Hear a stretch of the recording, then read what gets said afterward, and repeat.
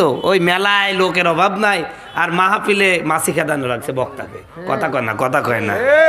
এ যুগের পোলারা মাহফিলে আসে না, রাস্তাঘাটে ঘোরাফেরা করে, ঠিক কিনা? এ যুগের মাইয়ারা মাহফিলে আসে না, রাস্তার আনাচে কানাচে লুকোচুরি করে। এ যুগের যুবকরা মাহফিলে আসে না, রাস্তাঘাটে যোগাযোগ করে, ঠিক কিনা? এই বক্তব্য শোনার পরেও যদি কোনো যুবককে রাস্তায় ঘুরতে দেখেন, বুঝতে হবে ওরটা এখনো আসেনি। কথা করছে না কেন? আর কোনো বোনকে, কোনো যুবতী বোনকে যদি দেখা যায়, তাহলে বুঝতে পারবো ওরও আসেনি। এই জন্য যুবক যারা আছো, আমিও যুবক, ও আছো যুবকের মতন হবে, মাহফিলে চলে আসো। আর যুবতী বোন যাদেরকে বলছি, যা হলো হলো, একটু তওবা তালিলা করে মহিলা প্যান্ডেলে ঢুকো, ইনশাল্লাহ আমি দোয়া করে দেবো, আল্লাহ গুনাহ মাফ করে দিবে। কথা বলুন, ঠিক কিনা? ভাই আমার কথা একটু রাগ করছেন? এরকম কথা বলার পরও দেখবেন যে এখনো দোকানের সামনে ওরা ভিড় করিয়ে আছে, কারণ এরা হলো লোহার ওই কামারের মতন, যতই লোহাকে বাড়াক ও বলে যেই সে, আমাকে হাসি বানাও আমি লোহা, আমাকে কুদাল বানাও আমি লোহা। তা আমার বর্তমান যুবক যুবতীদের অবস্থা এমন আছে, এদের যাই বলেন এরা পরিবর্তন হওয়ার লোক না। কথা কয় না, কথা কয় না। যদি পরিবর্তন হতো ভাই, গোটা বাংলাদেশে যত মাহফিল হয়, একটা করে মুসল্লি বাড়লেও মসজিদে মুসল্লি আসতো না। কথা কয় না, কথা কয় না। কিন্তু যে পরিমাণ মুসল্লি মানে মাহফিল হচ্ছে, ওই পরিমাণ মুসল্লি বাড়ছে না, বরং যে এলাকায় মাহফিল হয় ওই এলাকায় আরো ফজরের নামাজের লোক কম হয়। কথা বলে না।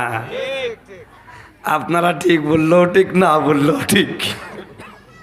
তো যাই হোক, আসুন আমরা মাহফিলের দিকে আলোচনা করি, যেহেতু আমি দ্বিতীয় বক্তা, একটু পরেই বলবেন হুজুর সময় শেষ।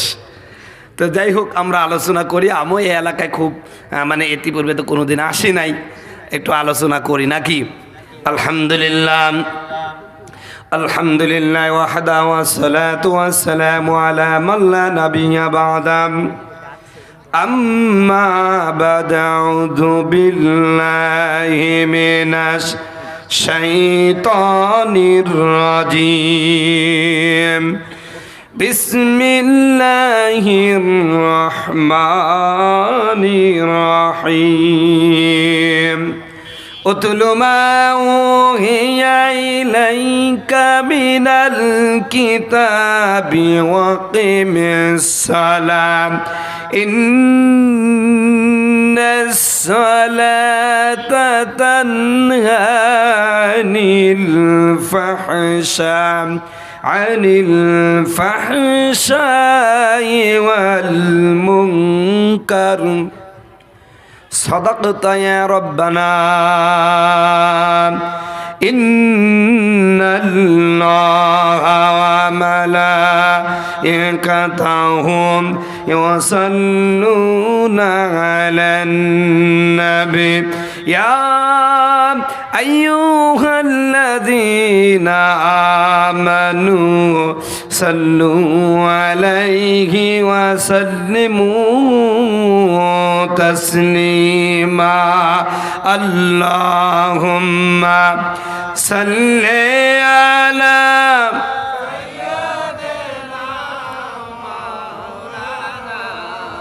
ওয়া আলা আলি সাইয়্যিদিনা।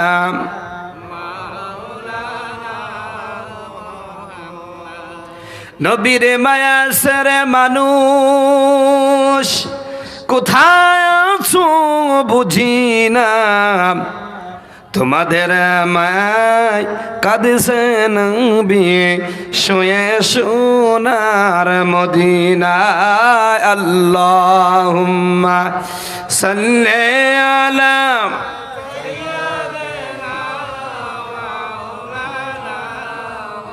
ওয়া আলা আলি।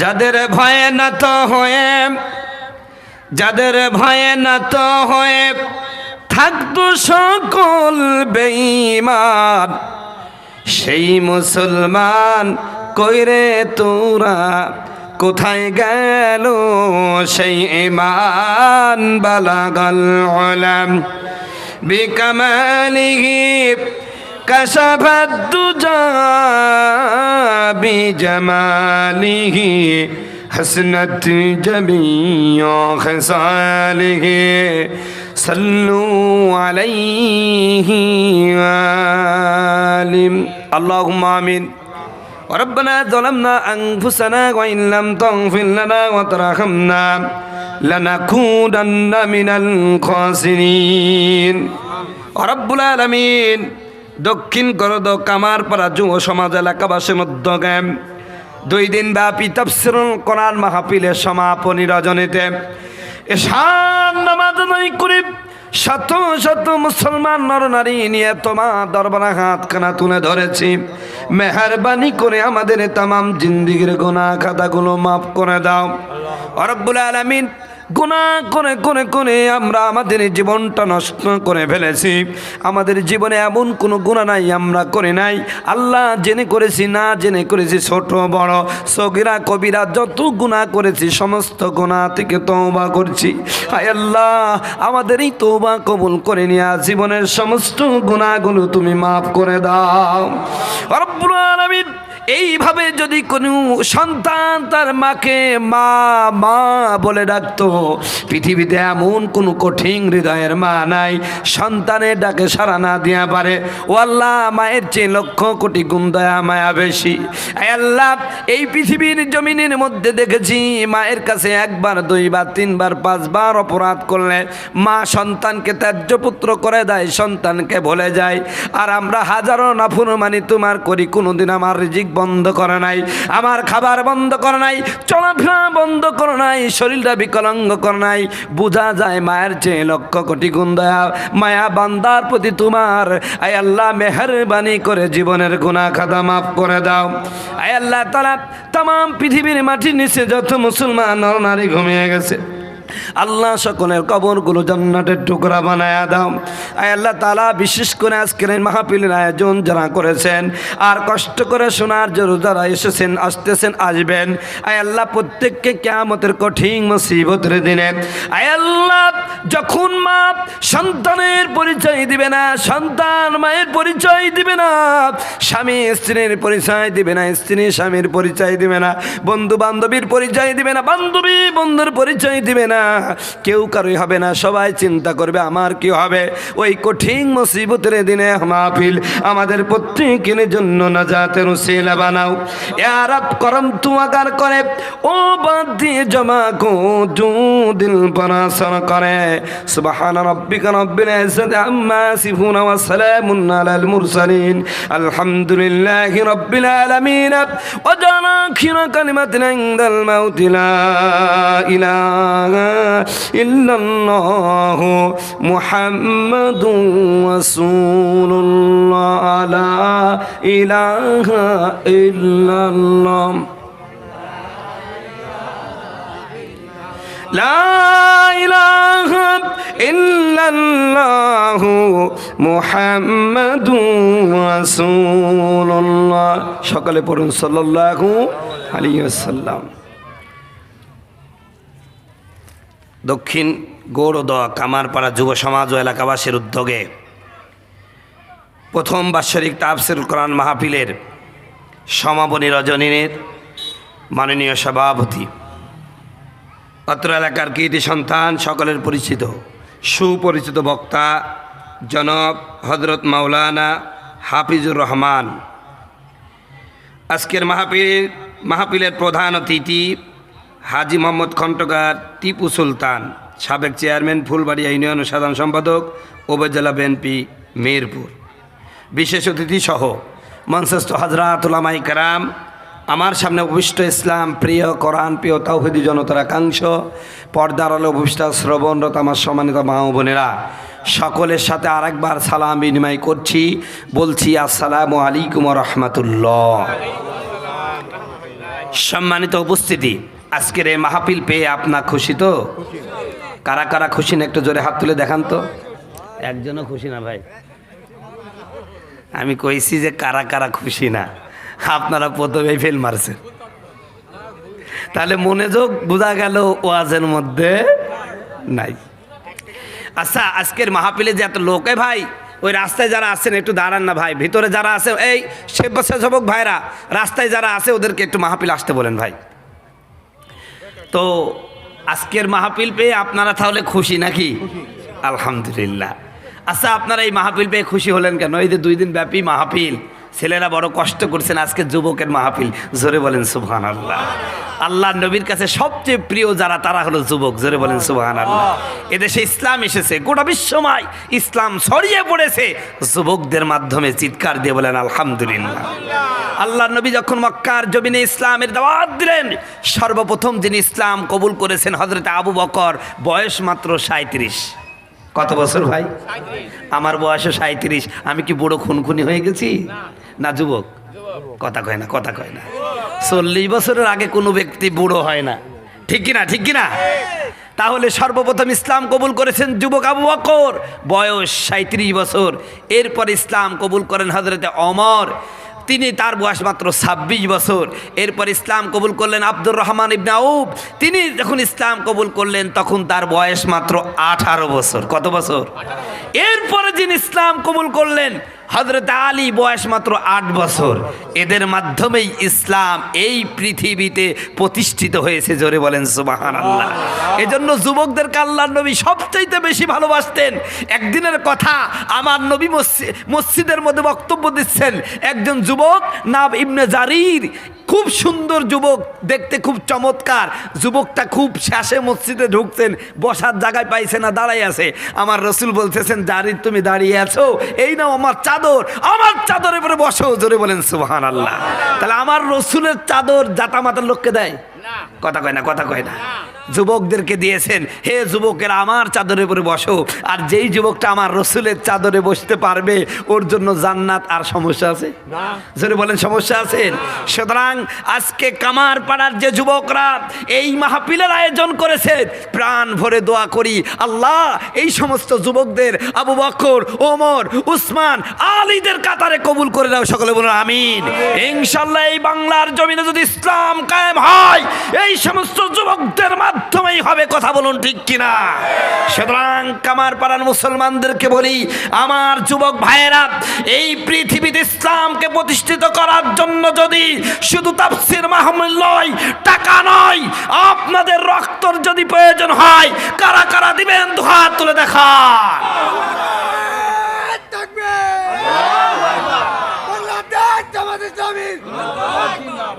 ভাই, এটা মাহফিল সর্বদলীয়, আপনি বিশেষ একটা দলের স্লোগান দিবেন না। কথা বলুন ঠিক কিনা? এটা দিবেন না, এটা তখন আমাকে মাইন্ড করবেন, হুজুর রাজনীতির ওয়াজ করছে।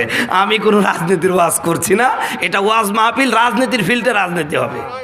কথা বলুন ঠিক কিনা? আপনি মাইন্ড করেন না ভাই, কথা বুঝতে পারছেন? কারণ এই মাহফিলে টাকা বিএনপির লোকে দিয়েছে, জামাতের লোক দিয়েছে, আওয়ামী লীগের লোক দিয়েছে, জাসদের লোক দিয়েছে, যারা কোনো দল করে না তারাও দিয়েছে। কথা বলুন ঠিক কিনা? সম্মানিত বন্ধুগণ, আমার ভাইরা, তবে ইসলাম সবার। কথা কয় না, ইসলাম সবার না? আচ্ছা, বিএনপি আল্লাহর ইসলাম নাই, আওয়ামী লীগ আল্লাহর ইসলাম নাই, সবাই আমরা মুসলমান। কথা বলুন ঠিক কিনা? আমরা সবাই এদেশে ইসলামকেই চাই। কি চাই? ইসলামকে চাই। তবে কিছু নাস্তিকের বাচ্চা আছে যারা ইসলাম সহ্য করতে পারে না। আমরা আজকে সোশ্যাল মিডিয়ায় কিছু ঘটনা দেখেছি যে আমার দেশের কিছু নামধারী মুসলিম, ওরা মুসলিম নামটাই, কিন্তু আগাগোড়া হলো ওই দাদা বাবুদের দালাল। এইরকম কিছু লোক বুরখাওয়ালাদেরকে কটাক্ষ করছে। কেউ কেউ বলছে আমরা বুরকা ছিঁড়ে ফেলে দিব। আমি বলি ভাই, যদি তুমি বুরকা ছিঁড়ে ফেলো, বুঝতে পারছি তোমার মা বাপ জীবনে বুরখা পরে না, তোমার বোন বুরখা পরে না, তোমার স্ত্রী বুরখা পরে না, এজন্যই তুমি অন্যের বুরখা দেখতে পারো না। কথা বলুন ঠিক কিনা? বিভিন্ন কলেজ, ভার্সিটি, ইউনিভার্সিটির মধ্যে আমরা দেখি এদেশে যখন কোনো মেয়ে ছোট পোশাক পরে, বুরকা ছাড়া চলে, কোনো সমস্যা নাই। বুরকা দেখলেই যাদের চুলকানি হয় ওগুলো অবৈধ সন্তান। কথা কয় না, কথা কয় না, ঠিক কিনা? ঠিক কিনা? মনে রাখবেন। আবার আমার দেশে কিছু একটা ট্রেন্ড হয়ে গেছে, দাড়ি রাখলেই কয় জামাত, আবার কোনো মহিলা বুরখা বললে বলে মহিলা জামাত। আরে ভাই, বিএনপির মধ্যে, আওয়ামী লীগের মধ্যে দাঁড়িয়ে আছে না? কথা কয় না, কথা কয় না, আছে না? তাহলে তো আপনি সব দাঁড়িয়ালাকে যদি জামাত বানায় দেয় তাহলে তো আপনারই লস। কথা কয় না, কথা কয় না, কথা কয় না। আমরা কোনো যারা দাড়ি রাখা আমার রসুলের সুন্নাত, জামাতের সুন্নাত না। কথা কয় না, কথা কয় না। দাড়ি রাখা কার সুন্নাত? রসুলের সুন্নাত। মাথায় টুপি পরা কার সুন্নাত? গায়ে লম্বা জামাত পরা কার সুন্নাত? সুতরাং এটা কোনো জামাতের ঠিকাদারি নয়, জামাতের পোশাক নয়। এই দাড়ি লম্বা রাখা এটা বিএনপির পোশাক, বিএনপির জন্য রসুলের সুন্নাত, আওয়ামী লীগের জন্য রসুলের সুন্নাত, জামাতের জন্য ইসলামের সুন্নাত, তাবলিগালা, চরমোনায়, ফুরফুরা, মানিকগঞ্জ সকলের সুন্নাত। কথা কয়, কথা কয় না। সুতরাং আমরা তো একই ভাই। যে ব্যক্তি জামাত করে, যে ব্যক্তি বিএনপি করে, আমরা তো একসাথেই নামাজ পড়ি। সুতরাং আমাদের মধ্যে কোনো বিভেদ, কোনো বিভেদ, আমরা দিন শেষে সবাই একসাথে। জোরে বলেন সুবহানাল্লাহ। ভাই আমার কথা রাগ করছেন? আমি কি কোনো রাজনৈতিক কথা বললাম? না, আমি চাই সকলে মিলে একসাথে এ দেশে থাকতে। কথা বলুন ঠিক কিনা? আমরা চাই সকলে মিলে একসাথে এই দেশে ইসলামকে ভালোবাসবো, ইসলামকে সমুন্নত করব। ইসলামের জন্য যারা জীবন দিয়েছে, এই যে আমাদের গত যে যুদ্ধ যা মারামারি চললো, বিএনপির লোকেরা দিয়েছে, তারপরে যারা কোনো দল করে না তারাও জীবন দিয়েছে। কথা বলুন, কথা বলুন ঠিক কিনা? আল্লাহ আমাদের কবুল করে, সকলে বলুন আমিন। ভাই যুবকদের কথা বলতে যাই এই কথাগুলো বলে ফেললাম, আপনারা কিছু মনে করেন না। আচ্ছা ভাই, বলতেছিলাম আপনাদের কাছে একটা প্রশ্ন রেখেছিলাম, আজকের এই মাহফিল পেয়ে আপনারা খুশি না? কেন খুশি বলেন তো? আমি তো মাহফিল শেষে কয়েক হাজার টাকা আমার পকেটে ঢোকাবো।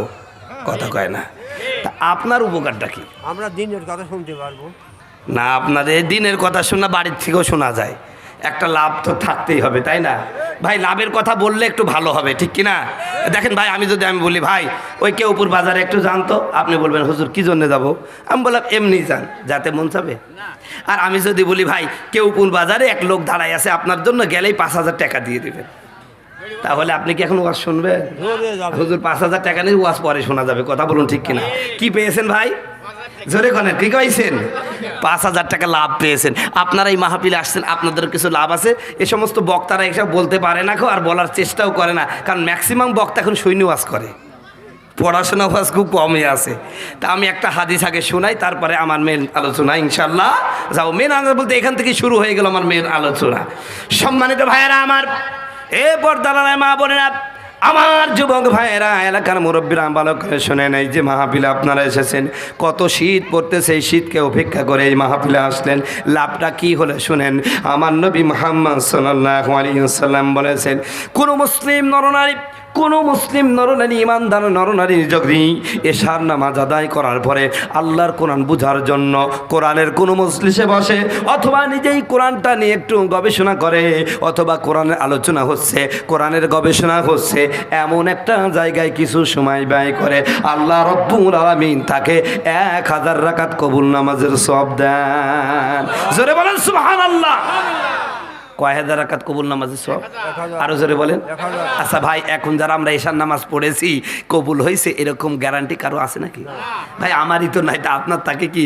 আপনি 20 বছর নামাজ পড়েন, এখনো সূরা ফাতিহা স্পষ্টভাবে পড়তে পারে না, এরকম মুসল্লি মনে হয় এলাকায় নাই। জোরে বলেন আছে কি নাই? কয় ভাবে আইয়া আলে রব্বিকুম আতে কাজেমান আলহামদুলিল্লাহি রাব্বিল আলামিন। কথা কয় না, কথা কয় না। আবার অনেক মুসল্লি আছে শুধু সূরা ফাতিহাটা অর্ধেক জানে। কথা কয় না, কথা কয়। আবার কেউ আছে ওই ইমাম সাহেবের সাথে শুধু আল্লাহ আকবারই বলতে পারে, আর কিছুই পারে না। কথা বলেন তো, এই রকম মুসল্লি যদি কিয়ামত পর্যন্ত নামাজ পড়ে, ওই নামাজ দিয়ে কিছু হবে? কথা কয় না, কথা কয়। সম্মানিত বন্ধুগণ আমার, ভাইরা আমার, ভালো করে লক্ষ্য করে শুনেন। ও ভাই, আমার কথা হলো বাস্তবসম্মত কথা, এদিক ওদিক যাবে না, বাস্তব কথা শুনেন ভাই।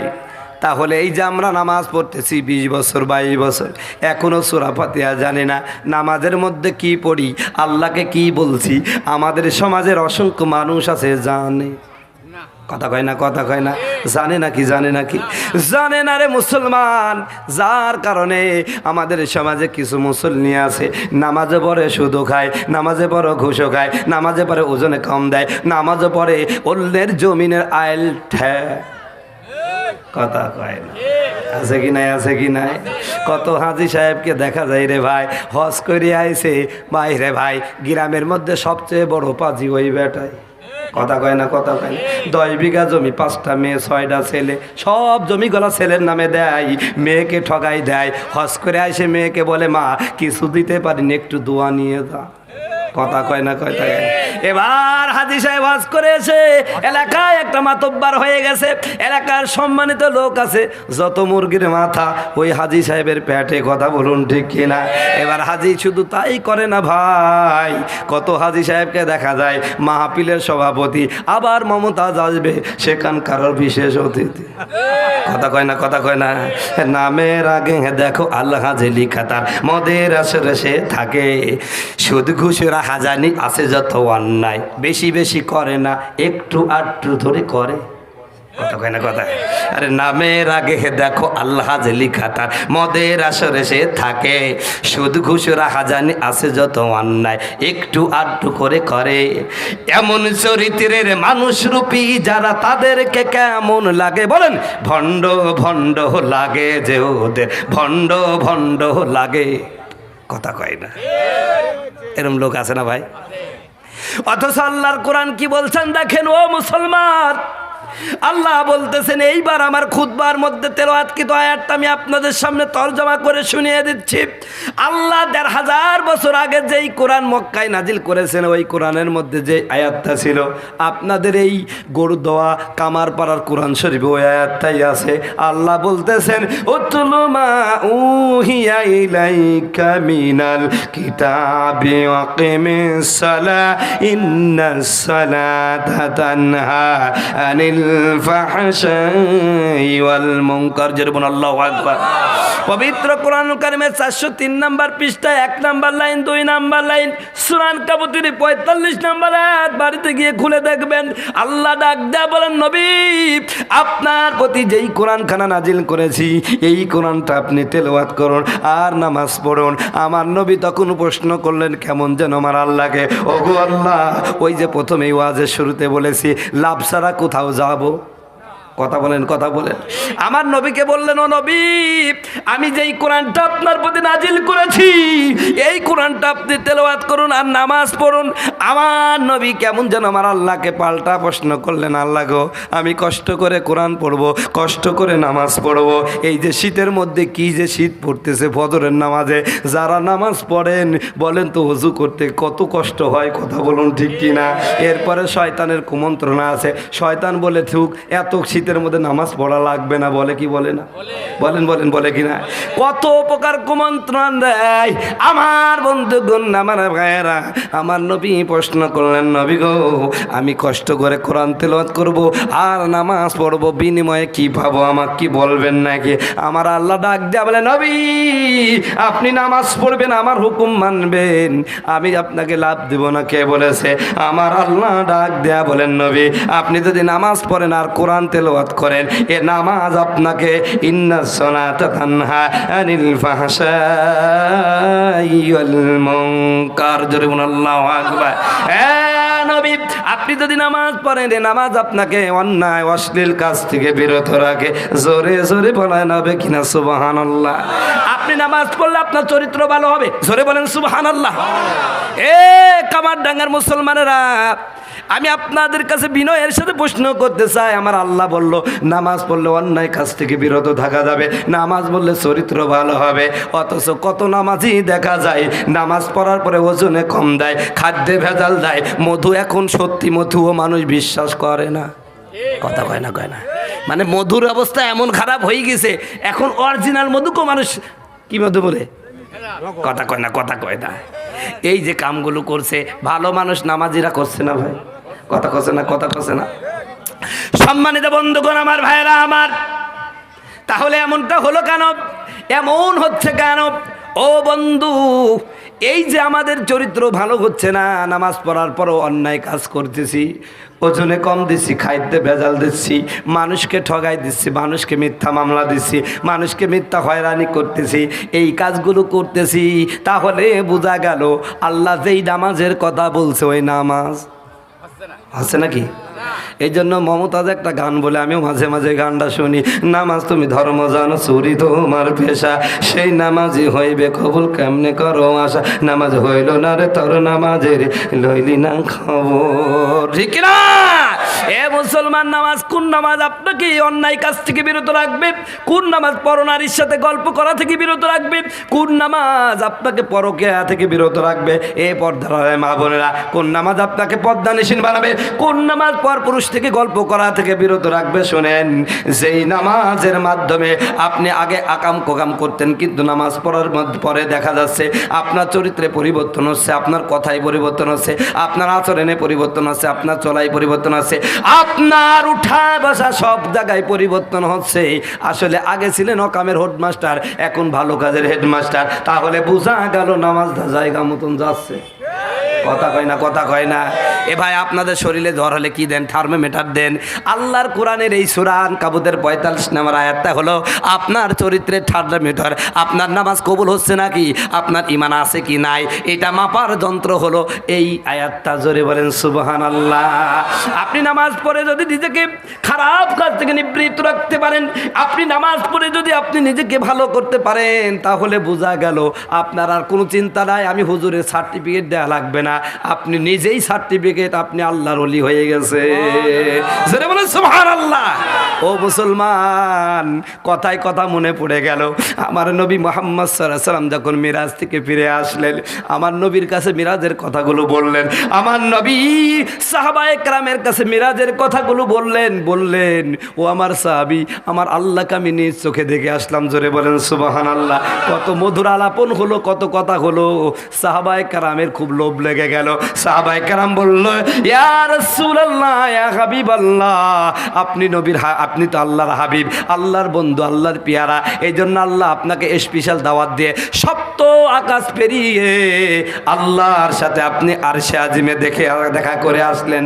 কিন্তু আমরা তো পারবো না, আমাদেরও তো মন চায় আমার আল্লাহর সাথে দেখা করব। বলেন তো, আল্লাহর সাথে দেখা করতে মন চায় কি চাই না? জোরে বলেন, চাই কি চাই না? আমরা তো আল্লাহর সাথে দেখা করব, কেমনে দেখা করব? আল্লাহর নবী আমাদেরকে বলে দেন। আমার বন্ধুগণ, আমার ভাইয়েরা, আমার আল্লাহ রাব্বুল আলামিন নবীকে জানাই দিলেন, নবী গো, আপনার পাগল উম্মত গুলি আমি আল্লাহকে দেখতে চাই। ওগো নবী, আমি আল্লাহ আপনার সাথে একবার মাত্র মিরাজে দেখা করলাম। আপনার উম্মতেরা আমি আল্লাহ যদি দেখতে চাই, ও যেন 5 বার নামাজ পড়ে। ওই 5 বার নামাজ যখন পড়বে, প্রতি ওয়াক্তে নামাজে যখন সে কোরআন তেলাওয়াত করবে, সে তো কোরআন তেলাওয়াত করবে না, আমি আল্লাহর সাথে কথা বলবে, আর আমি আল্লাহকে সে দেখতে পাবে। জোরে বলেন সুবহানাল্লাহ। আমার বন্ধুগণ, আমার ভাইয়েরা, ওই যে মিশকাত শরীফের জাবিরের হাদিসে জিবরিলের মধ্যে একটা ঘটনা আছে। হযরতে জিবরিল আমিন আমার নবীর উস্তাদ, আমার নবীর উস্তাদের নাম কি? হযরতে জিবরিল আলাইহিস সালাম। একদিন জিবরিল আমিন আমার নবীকে প্রশ্ন করলেন, ইয়া রাসূলুল্লাহ, ইয়া হাবিবাল্লাহ, সারা জীবন আপনি আমাকে প্রশ্ন করেছেন, আজকে আমি আপনার কাছে একটা প্রশ্ন জানতে চাই। জোরে জোরে বলা যাবে কিনা? সুবহানাল্লাহ। আল্লাহর নবী, মায়ার নবী গো, আপনি নবী আমার জান্নাতের সরদার। জোরে বলুন আল্লাহু আকবার। একজন নবী আসিল গো সোনার মদিনায়, একজন নবী আসিল গো সোনার মদিনায়। ওরে যাহার প্রেমে মজনু হলো, যাহার প্রেমে মজনু হলো খুদে রব্বানা, একজন নবী আসিল গো সোনার মদিনায়। ওরে যাহার আগমনের তরে ওরে কাবা যুগে সেজদা করে গো, তিনি আমার মায়ার নবী, তিনি আমার মায়ার নবী, শাহে মদিনা, একজন নবী আসিল গো সোনার মদিনা। সম্মানিত বন্ধুগণ, আমার ভাইয়েরা, আমার জিবরিল আমিন আমার নবীকে প্রশ্ন করেন, নবী গো, সারা জীবন তো আপনি প্রশ্ন করেছেন, আজকে আমি আপনার কাছে একটা প্রশ্নের উত্তর চাই। ইয়া রাসূলুল্লাহ, ইয়া হাবিবাল্লাহ, আপনি কি দিবেন নাকি? ওস্তাদ ছাত্রের কাছে প্রশ্ন করেছেন। জোরে বলেন সুবহানাল্লাহ।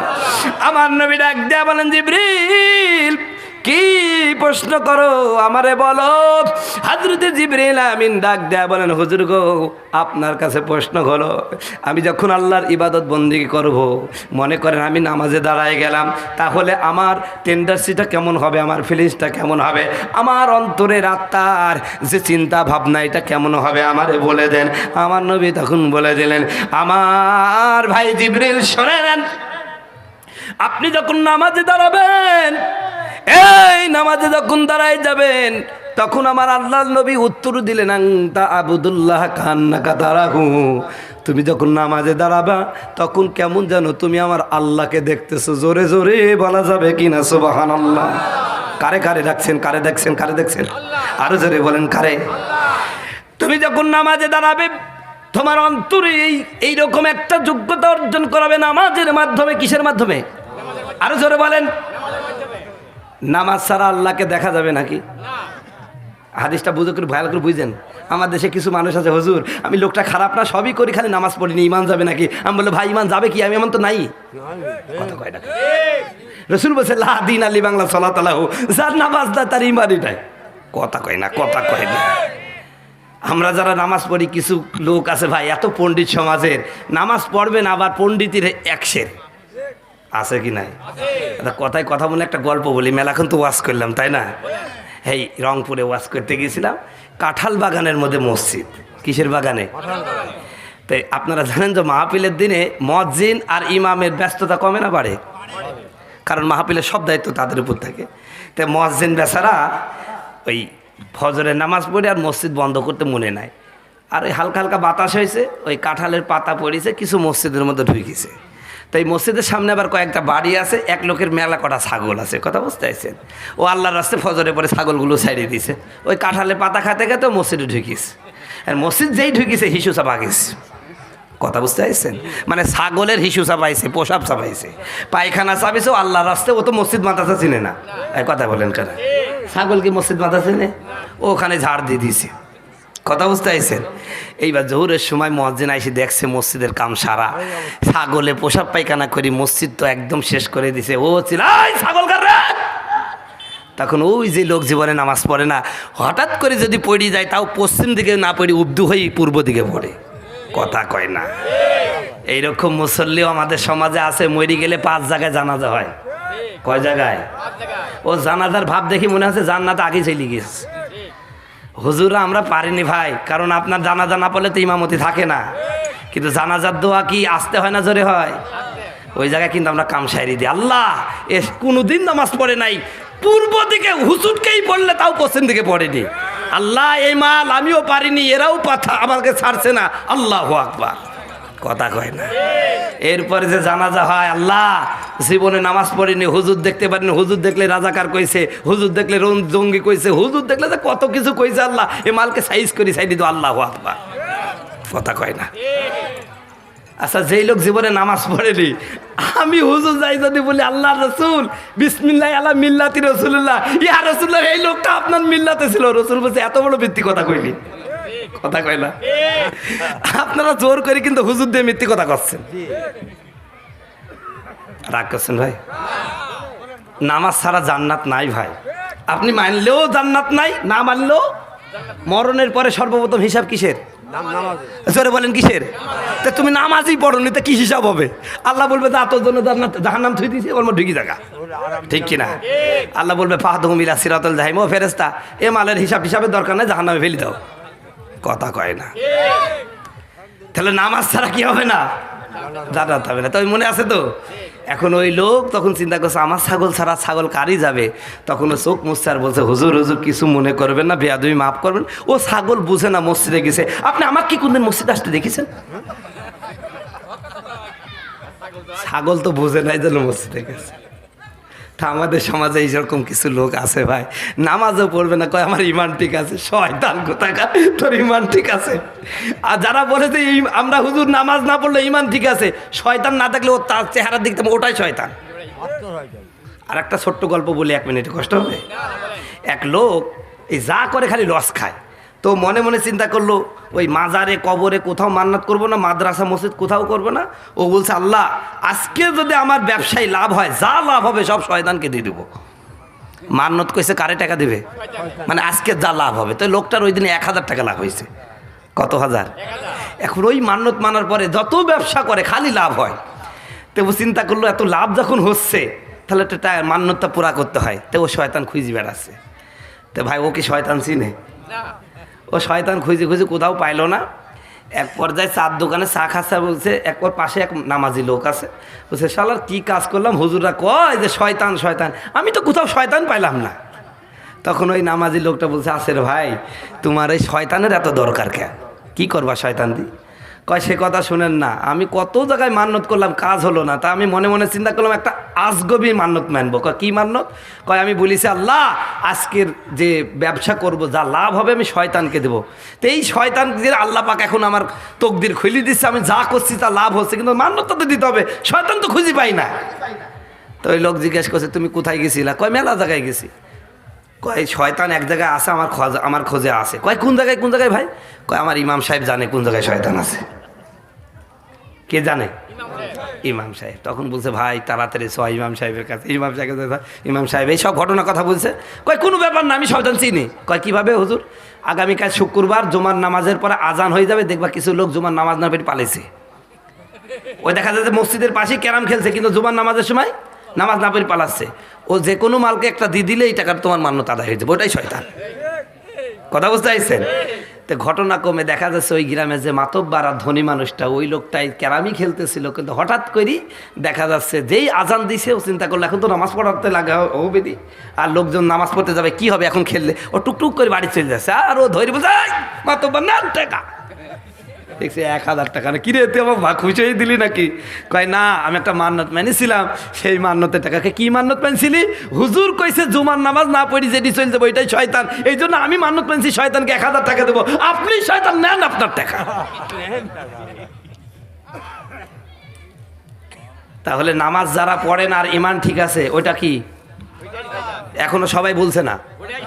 আরে ভাই আপনি বেনামাজি সমস্যা নাই, কিন্তু নামাজ যারা পড়ে না তারা কি? তুমি বন্ধু বেনামাজি আমি জানো কি, জীবন জীবন চইলা গেল নামাজ পড়নি, ঠিক কি না? আরে সাদা সাদা কালা কালা সোনার জীবন করলা কয়লা, সাদা সাদা কালা কালা সোনার জীবন সইলা করলা সেই কয়লা। তারপরে কি?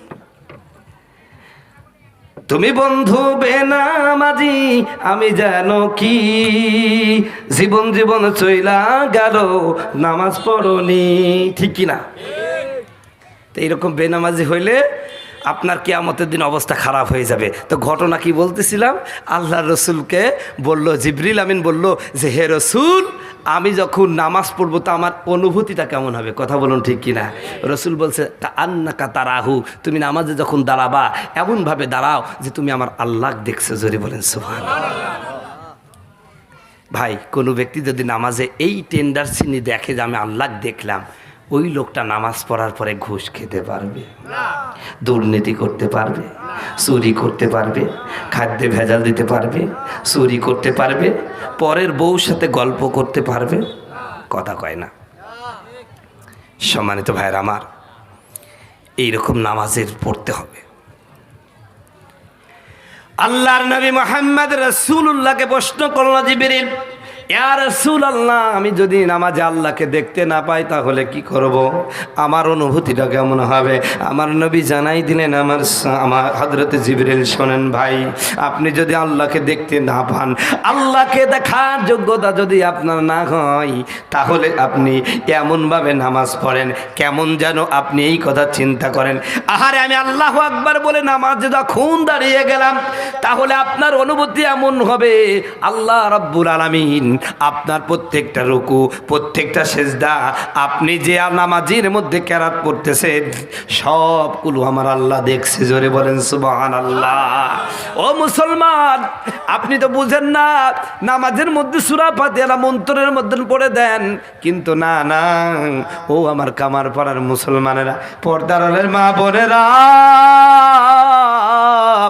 ভালো করে শুনেন মুসলমান, আপনি যখন নামার দাঁড়ায় দাঁড়ায় যান, আপনি যখন বলেন আলহামদুলিল্লাহি রাব্বিল আলামিন, আমার আল্লাহ তখন ডাক দেয়া বলেন, ওরে কামার পাড়ার অমুক মুসলমান সলিমুদ্দিনের ছেলে কলিমুদ্দিন, ওই যে মসজিদের কোণে বসে তুই আলহামদুলিল্লাহি রাব্বিল আলামিন বললি, আমি আল্লাহ তোর এই কথাটা শুনেছি।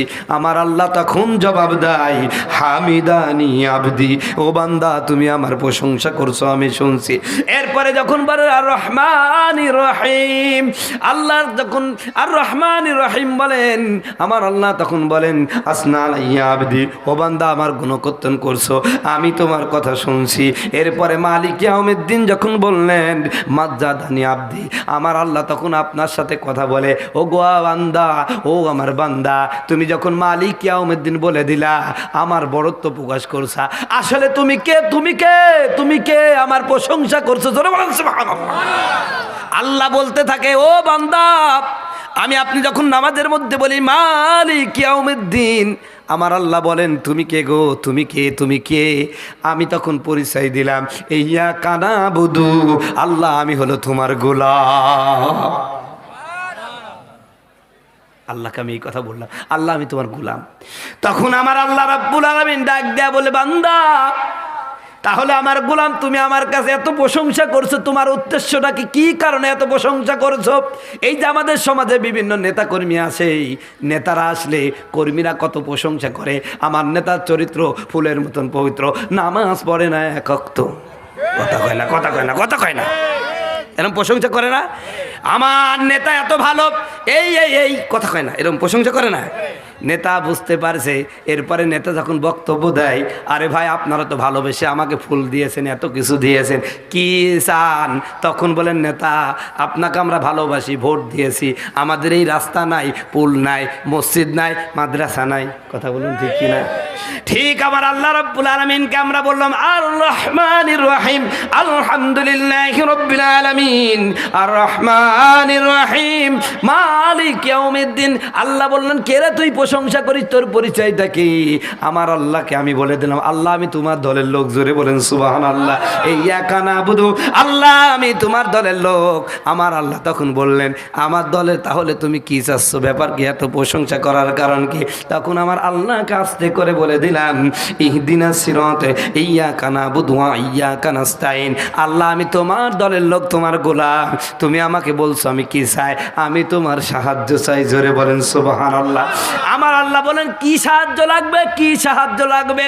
আমি তখন আমার আল্লাহকে বলে দিলাম, ইহদিনাস সিরাতাল মুস্তাকিম, আল্লাহ গো একটা সোজা রাস্তা দেখায় দাও, যেই রাস্তায় চললে, যেই রাস্তায় চললে, যেই রাস্তায় খাইলে, যেই রাস্তায় শুইলে, যেই রাস্তায় চলাফেরা করলে, আমার জীবনটা পরিচালনা করলে আমি আবার তোমার জান্নাতে চলে যাব। জোরে বলেন সুবহানাল্লাহ। জোরে বলেন আল্লাহু আকবার। আমার কামার পাড়ার মুসলমানেরা, ও গর্দর মুসলমানেরা, এই চিন্তা এইরকম বুঝে যদি আল্লাহর কাছে ইবাদত বন্দেগী করতেন গো, বলেন তো এই নামাজি লোকটা কখনো কি ভুল কাজ করতে পারে? জোরে বলেন পারে? তাহলে সূরা ফাতিহা এখন কি আপনারা বুঝতে পারিছেন? কি পারিছেন? এরম নামাজ পড়ার দরকার আছে কিনা ভাই? ও ভাই, আপনারা মনে করতে পারেন হুজুর গো আল্লাহ কি দেখা যাবে নামাজ পড়লে? আল্লাহ কি দেখা যাবে? আমি একটা ছোট্ট ঘটনা আমি আপনাদের সামনে পেশ করি। অনেক অনেক বছর আগে আমার বন্ধুগণ, আমার ভাইয়েরা, এই ভারতবর্ষের ইতিহাস বলতেছি, বেশি দিন আগের ইতিহাস না, খুব অল্প সময়ের মধ্যে একটা ঘটনা ঘটে গেল। এক পীর আর মুরিদ, এক পীর আর মুরিদ। পীর সাহেব এত অসুস্থ, একা একা পায়খানায় যেতে পারে না, একা একা ওযু করতে পারে না, একা একা খাইতে পারে না, এমন একটা অসুস্থ রোগে আক্রান্ত পীর সাহেব। খাদেম তাকে ওযু করায় দেয়, খাওয়ায় দেয়, গোসল করায় দেয়, সমস্ত খেদমত করে। কিন্তু এই মুরব্বী লোকটা যখন নামাজে দাঁড়ায় যায়, ঘন্টার পর ঘন্টা, ঘন্টার পর ঘন্টা, ঘন্টার পর ঘন্টা নামাজে দাঁড়ায় থাকে। সূরা বাকারা পড়ে, আল ইমরান পড়ে। ও ভাই, বাকারা সূরাটা কিন্তু ছোটোখাটো সূরা না, 3.5 পারা। জোরে বলেন সুবহানাল্লাহ। আমার সমাজে দেখা যায় ইমামতিতে কোনো হাফিজ সাহেব যদি ফজরের নামাজে 3 পৃষ্ঠা কোরআন শরীফ পড়ে, পরের দিনই বলে, হুজুর একটু ছোট সূরা বই দেন। কথা বলুন, কথা বলুন। আর এই লোকটা নিজে খাইতেও পারে না, বাথরুমও যাইতে পারে না, হাঁটতেও পারে না, নামাজে ঘন্টার ঘন্টা দাঁড়ায় যায়, বাকারা পড়ে, আল ইমরা পড়ে, নেশা পড়ে, কোনোদিন এক রাকাত নামাজেই রাতের অর্ধেক সরে যায়, 2 রাকাত নামাজে ফজরের আজান হয়ে যায়। জোরে বলেন সুবহানাল্লাহ, জোরে বলেন আল্লাহু আকবার। আমার মুসলমান ভাইয়েরা ভালো করে কথাগুলো শুনবেন। মুসলমান খাদেম চিন্তা করলো কি ব্যাপার, এই পীর সাহেব নামাজের বাইরে খাইতে পারে না, চলতে পারে না, হাঁটতে পারে না, নামাজে যখন দাঁড়ায় যায় ঘন্টাকে ঘন্টা নামাজের মধ্যে দাঁড়িয়ে থাকে, ব্যাপারটা কি? হুজুর কি তাহলে অভিনয় করে নাকি? কথা কয় না, হুজুর কি অভিনয় করে নাকি? বুঝলাম তো না। বন্ধুগণ আমার, ভাইরা আমার, খাদেম মনে মনে চিন্তা করে আসলে কি হুজুর অসুস্থ না নাকি? ব্যাপারটা কি? নামাজের বাইরে অসুস্থতা দেখায়, নামাজে দেখলে তো দেখা যায় 16 বছরের যুবক। জোরে বলেন সুবহানাল্লাহ। একদিন তিনি চিন্তা করলেন হুজুরের কাছে প্রশ্ন করব। পীর সাহেব নামাজ শেষ করে দিলেন, মুরিদ ডাক দেয়া বলেন হুজুর গো, মনের মধ্যে কয়েকদিন ধরে একটা প্রশ্ন আকুবাকু করতেছে, আমি আপনাকে করতে চাই, যদি আপনি অনুমতি দেন। তখন ওই আল্লাহর ওলি বলতেছেন, কি প্রশ্ন করবা বাবা বলো? ডাক দেয়া বলেন হুজুর, আপনি যখন নামাজে থাকেন না তখন আপনি হাঁটতেই পারেন না, পোশাক পায়খানায় যেতে পারেন না, আমাকে দিয়ে আসা লাগে, এরপরে ওযুটাও করতে পারেন না, আমাকে ওযু করায় দেওয়া লাগে। ওগো হুজুর, যখন নামাজে দাঁড়ায়া যান ঘন্টাকে ঘন্টা আপনি কাটায়া দেন, আসলে কি হুজুর আপনি অসুস্থ নাকি অভিনয় করেন? জোরে জোরে বলা যাবে কিনা? নাউজুবিল্লাহ। পীর সাহেব মুরিদের কথা শোনার সাথে সাথে সাথে সাথে 2 চোখের পানি ছেড়ে দিয়ে কান্দেন, চোখ দিয়ে বেয়ে বেয়ে পানি পড়ে। খাদেম ভয় পেয়ে গেলেন, থরথর করে কাঁপেন, আহা বুঝি বেয়াদবি করে ফেললাম। খাদেম ডাক দেবেন, হুজুর মাফ করে দেন, হয়তো আপনাকে কষ্ট দিয়ে ফেলেছি। পীর সাহেব ডাক দেয়া বলেন, বাবা আসলে আমি কষ্ট পাই নাই, আসলে আমি কষ্ট পাই নাই, আমি কাঁদছি অন্য কারণে। কি কারণে হুজুর কান্দেন? ডাক দেয়া বলেন, বাবারে আসলে আমি অসুস্থ, আসলে আমি রোগাক্রান্ত, আমার অসুখের ইয়াত্তা নাই, কিন্তু আমি যখন নামাজে দাঁড়ায় যাই ঘন্টাকে ঘন্টা দাঁড়িয়ে যায়, এর মধ্যে একটা বিশাল রহস্য আছে। কি রহস্য গো হুজুর? এটা বোঝার জন্য ছোট্ট একটা উদাহরণ দিয়ে কষ্ট হবে না তো ভাই? আপনাদের খারাপ লাগছে না তো ভাই?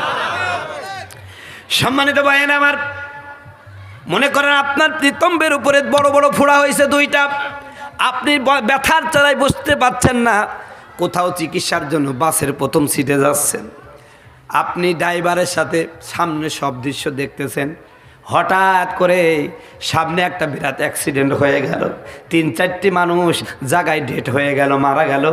বলেন তো আপনার এই পিছনের ব্যথা তখন কি মনে থাকবে? কারণ সামনে যে ব্যথাটা হচ্ছে ওই ব্যথাটা এই ব্যথার চেয়ে অনেক বেশি। কথা বলুন ঠিক কিনা? সীমিত সময়ের জন্য আপনার এই অনুভূতি হারায় যাবে। কথা বলুন ঠিক কিনা? এবার মুরিদকে ডাক দেবেন, মুরিদ রে আসলে আমি অসুস্থ, আমি রোগাক্রান্ত, কিন্তু আমি যখন নামাজে দাঁড়ায় যাই, আল্লাহু আকবার বলে নামাজে দাঁড়ায় যাই, তখনই সাথে সাথে সাথে সাথে সাথে সাথে আর সে আজিম থেকে আমার আল্লাহ আমার সামনে হাজির হইয়া যায়। জোরে বলেন সুবহানাল্লাহ, আল্লাহু আকবার। এ কাবার পাড়ার মুসলমানেরা, এই যে আমার বয়স এখন 38 বছরে পড়ল, আমি 12 বছর বয়স থেকে নামাজ ধরেছি, কতদিন কত সেজদা করে দিলাম, যাকে কোনোদিন না দেখে এত সুন্দর করে সেজদা করি, সেই প্রিয়তম যে আল্লাহ আমার রব, সে যদি আমার সামনে এসে যায়, বলেন তো পৃথিবীর কোনো ব্যথা মনে থাকবে নাকি? আরো জোরে বলেন, মনে থাকবে না? মুসলমান ভাইয়েরা আমার, ভালো করে বুঝবেন ও পর্দার মা বোনেরা, আজ আমরা নামাজ ভুলে গেছি। নামাজটা মূলত আল্লাহর সাথে সম্পর্ক তৈরি করা, আল্লাহর সাথে সরাসরি সাক্ষাৎ করা। পীর সাহেব ডাক দেয়া বলেন, বাবারে আমি আসলেই অসুস্থ, আমি যখন আল্লাহু আকবার বলে নামাজে দাঁড়ায় গেলাম, তখন আমার আল্লাহ আমার সামনে দাঁড়ায় যায়। আমার আল্লাহ যখন সামনে দাঁড়ায় যায়, আমি যখন সূরাতুল ফাতিহা পড়া শুরু করলাম, আমার আল্লাহ আমার সাথে কথা বলা শুরু করে দিল। প্রিয় মানুষের সাথে যখন আপনি কথা বলবেন একান্তে, দেখবেন ঘন্টা কেটে যায়, ঘন্টাকে সেকেন্ড মনে হয়। কথা বলুন ঠিক কিনা? ও বন্ধুগণ, আমার ভাইয়েরা আমার, এবার পীর সাহেব ডাক দেয়া বলেন, আমি নামাজের মধ্যে যখন কোরআন তেলাওয়াত করি, আমার আল্লাহ আমার প্রতিটা কথার জবাব দেয়। আমি আল্লাহর কুদরতি কথাগুলো আমার কানে শুনতে পাই, যার কারণে ঘন্টাকে ঘন্টা নামাজ চলে যায়, আমি এই দুনিয়ার কোনো কিছুই বুঝতে পারি না। এ মুসলমান, এর নাম নামাজ। এই নামাজ যদি পড়ো, আপনার চরিত্র ভালো হবে, আপনার চরিত্র ভালো হবে। আজকে আমরা যেই জিনিসটা দিয়ে চরিত্র ভালো হবে সেই নামাজই পড়ি না, তাহলে আমাদের চরিত্র ভালো হবে কিসে? কথা বলেন, কথা বলেন। নামাজেরই কইলে কথা দেখায় কত অজুহাত, হাতে ব্যথা পায়ে ব্যথা আর নাকি গিরাই ভাত। রুকু সেজদা করতে গেলে, রুকু সেজদা করতে গেলে মাথায় লাগে টান। ওরা কিসের মুসলমান, ওরা কিসের মুসলমান? ঠিক না? সারা সপ্তাহ মসজিদ খালি, নামাজ পড়ার লোক নাই। শুক্রবারে মাশাআল্লাহ মুসল্লির অভাব নাই। কথা কয় না? ফজরে কয় কাতার মুসল্লি হয়? কথা না, এক কাতারও বুঝে না। আর আমরা তো, আমি তো হাজারহাটি কেন্দ্র মসজিদ নামাজ পড়াই, বাজার মসজিদ, ওখানে হয় 2 কাতার। কয় কাতার? আমাদের হাজারহাটে কি এই 2 কাতার মুসল্লি ভাই? আপনাদের গোরদোয়ায় কি 2 কাতার, 1 কাতার মুসল্লি? প্রতি বাড়ির থেকে যদি একটা করে 1.5 ব্যাটারি আসে, তাও তো 3টি মসজিদ লাগবে। কথা কয় না, কথা কয় না। এইরকম মুসল্লি আমরা ভাই, নামাজ পড়ি না। ওই জুমার দিনে শুধুমাত্র ওই মুসলমানি ঠিক রাখার জন্যে এক ওয়াক্ত নামাজ পড়ে, তাও সুন্নত পড়ে না। কথা কয় না, কথা কয় না। সারা সপ্তাহ মসজিদ খালি, নামাজ পড়ার লোক নাই। শুক্রবারে মাশাআল্লাহ মুসল্লির অভাব নাই। তাও আসে সবার পরে, তাও আসে সবার পরে, যখন ইমাম সাহেব যাই রুকু, ওরা কিসের মুসলমান, ওরা ভণ্ড মুসলমান। কথা বলুন ঠিক কিনা? সম্মানিত বন্ধুগণ, আমার ভাইয়েরা আমার, আলোচনা অনেক লম্বা করা যাবে, কিন্তু আমার সময় সংকীর্ণের পথে চলে এসেছে, বেশি সময় নাই। চলুন আমরা আরও সামনে আগাই। প্রিয় ভাইরা আমার, আজকের সমাজে আমরা নামাজকে নিয়ে কত অজুহাত দেখাই। হুজুর আমি অসুস্থ, আমি কেমনে নামাজ পড়ব? ও বন্ধু, অনেকেই অভাব দেখায়, কয় হুজুর এত অভাবে আমি, এই জমিনের মধ্যে আমার যে অভাবে কেউ নাই। আমি তো সারাদিন মাঠের কাজ করি, পরের জমিনে কাজ করি, সারাদিন কত ব্যস্ততার মধ্যে সময় কাটাই, নামাজ কেমনে পড়ব? ও মুসলমান, কিয়ামতের ময়দানে আল্লাহ রাব্বুল আলামিন যখন আমাকে আপনাকে হাসরের ময়দানে উপস্থিত করবে, আল্লাহ সর্বপ্রথম ডাক দেয়া বলবে, বান্দা নামাজ পড়ছো কিনা? সেই দিন বাঁচার জন্য আমি আপনি আল্লাহর সামনে মিথ্যা কথা বলবো। আল্লাহকে ডাক দেয়া বলবো না, আল্লাহ আমি বড় অসহায়, আমি বড় গরিব মানুষ। আল্লাহ পরের জমিনে কাজ করেছি, রিজিকের পিছনে ছুটেছি, খাদ্যের পিছনে ছুটেছি, বাড়িতে 4 বাসের 5টা খানেওয়ালা, ওদের খাবার জোগাতে গিয়ে নামাজ পড়তে পারি নাই। আল্লাহ তুমি আমারে মাফ করে দাও, আল্লাহ তুমি আমারে মাফ করে দাও। আমার আল্লাহ ডাক দেয়া বলবেন, বান্দা তুমি তো নিজেকে খুব গরিব মনে করতেছো, তোমার চেয়ে আরো কত গরিব মানুষ আমি এই পৃথিবীতে পাঠিয়েছি। হাজারো দরিদ্রতার মাঝে কোনোদিন আমি আল্লাহকে ডাকতে ভুলে নাই। জোরে জোরে বলা যাবে কিনা সুবহানাল্লাহ? এইবার আমার আল্লাহ রাব্বুল আলামিন এই কথা বললে, আমি আপনি আল্লাহকে বলবো, আল্লাহ গো আমার চেয়ে হতভাগা কিনা, কে এত গরিব তারপর তোমাকে ডাকতে ভুলে নাই? এমন গরিব মানুষ কে এত আছে নাকি? আমি তো সবচেয়ে গরিব মানুষটা। আমার আল্লাহ তখন আমার নবীর একজন সাহাবীকে তুলবেন, এই সাহাবীর নাম হযরত আবু তালহা। এমন গরিব অসহায় মানুষটা, আমার বন্ধু আমার ভাইরা, একদিনের ঘটনা, একদিনের ঘটনা। হযরত আবু তালহা মক্কা থেকে হিজরত করে যখন মদিনায় আসলেন, বন্ধুগণ আমার ভাইরা আমার, লোকজন কেবল আসছে, হ্যাঁ হ্যাঁ জীবনে ভাই, ইনশাআল্লাহ করে ফেলবো না। আমি এই ঘটনা শেষ করি, একটু জিকির করেন না ইলাহা, জোরে না ইলাহা।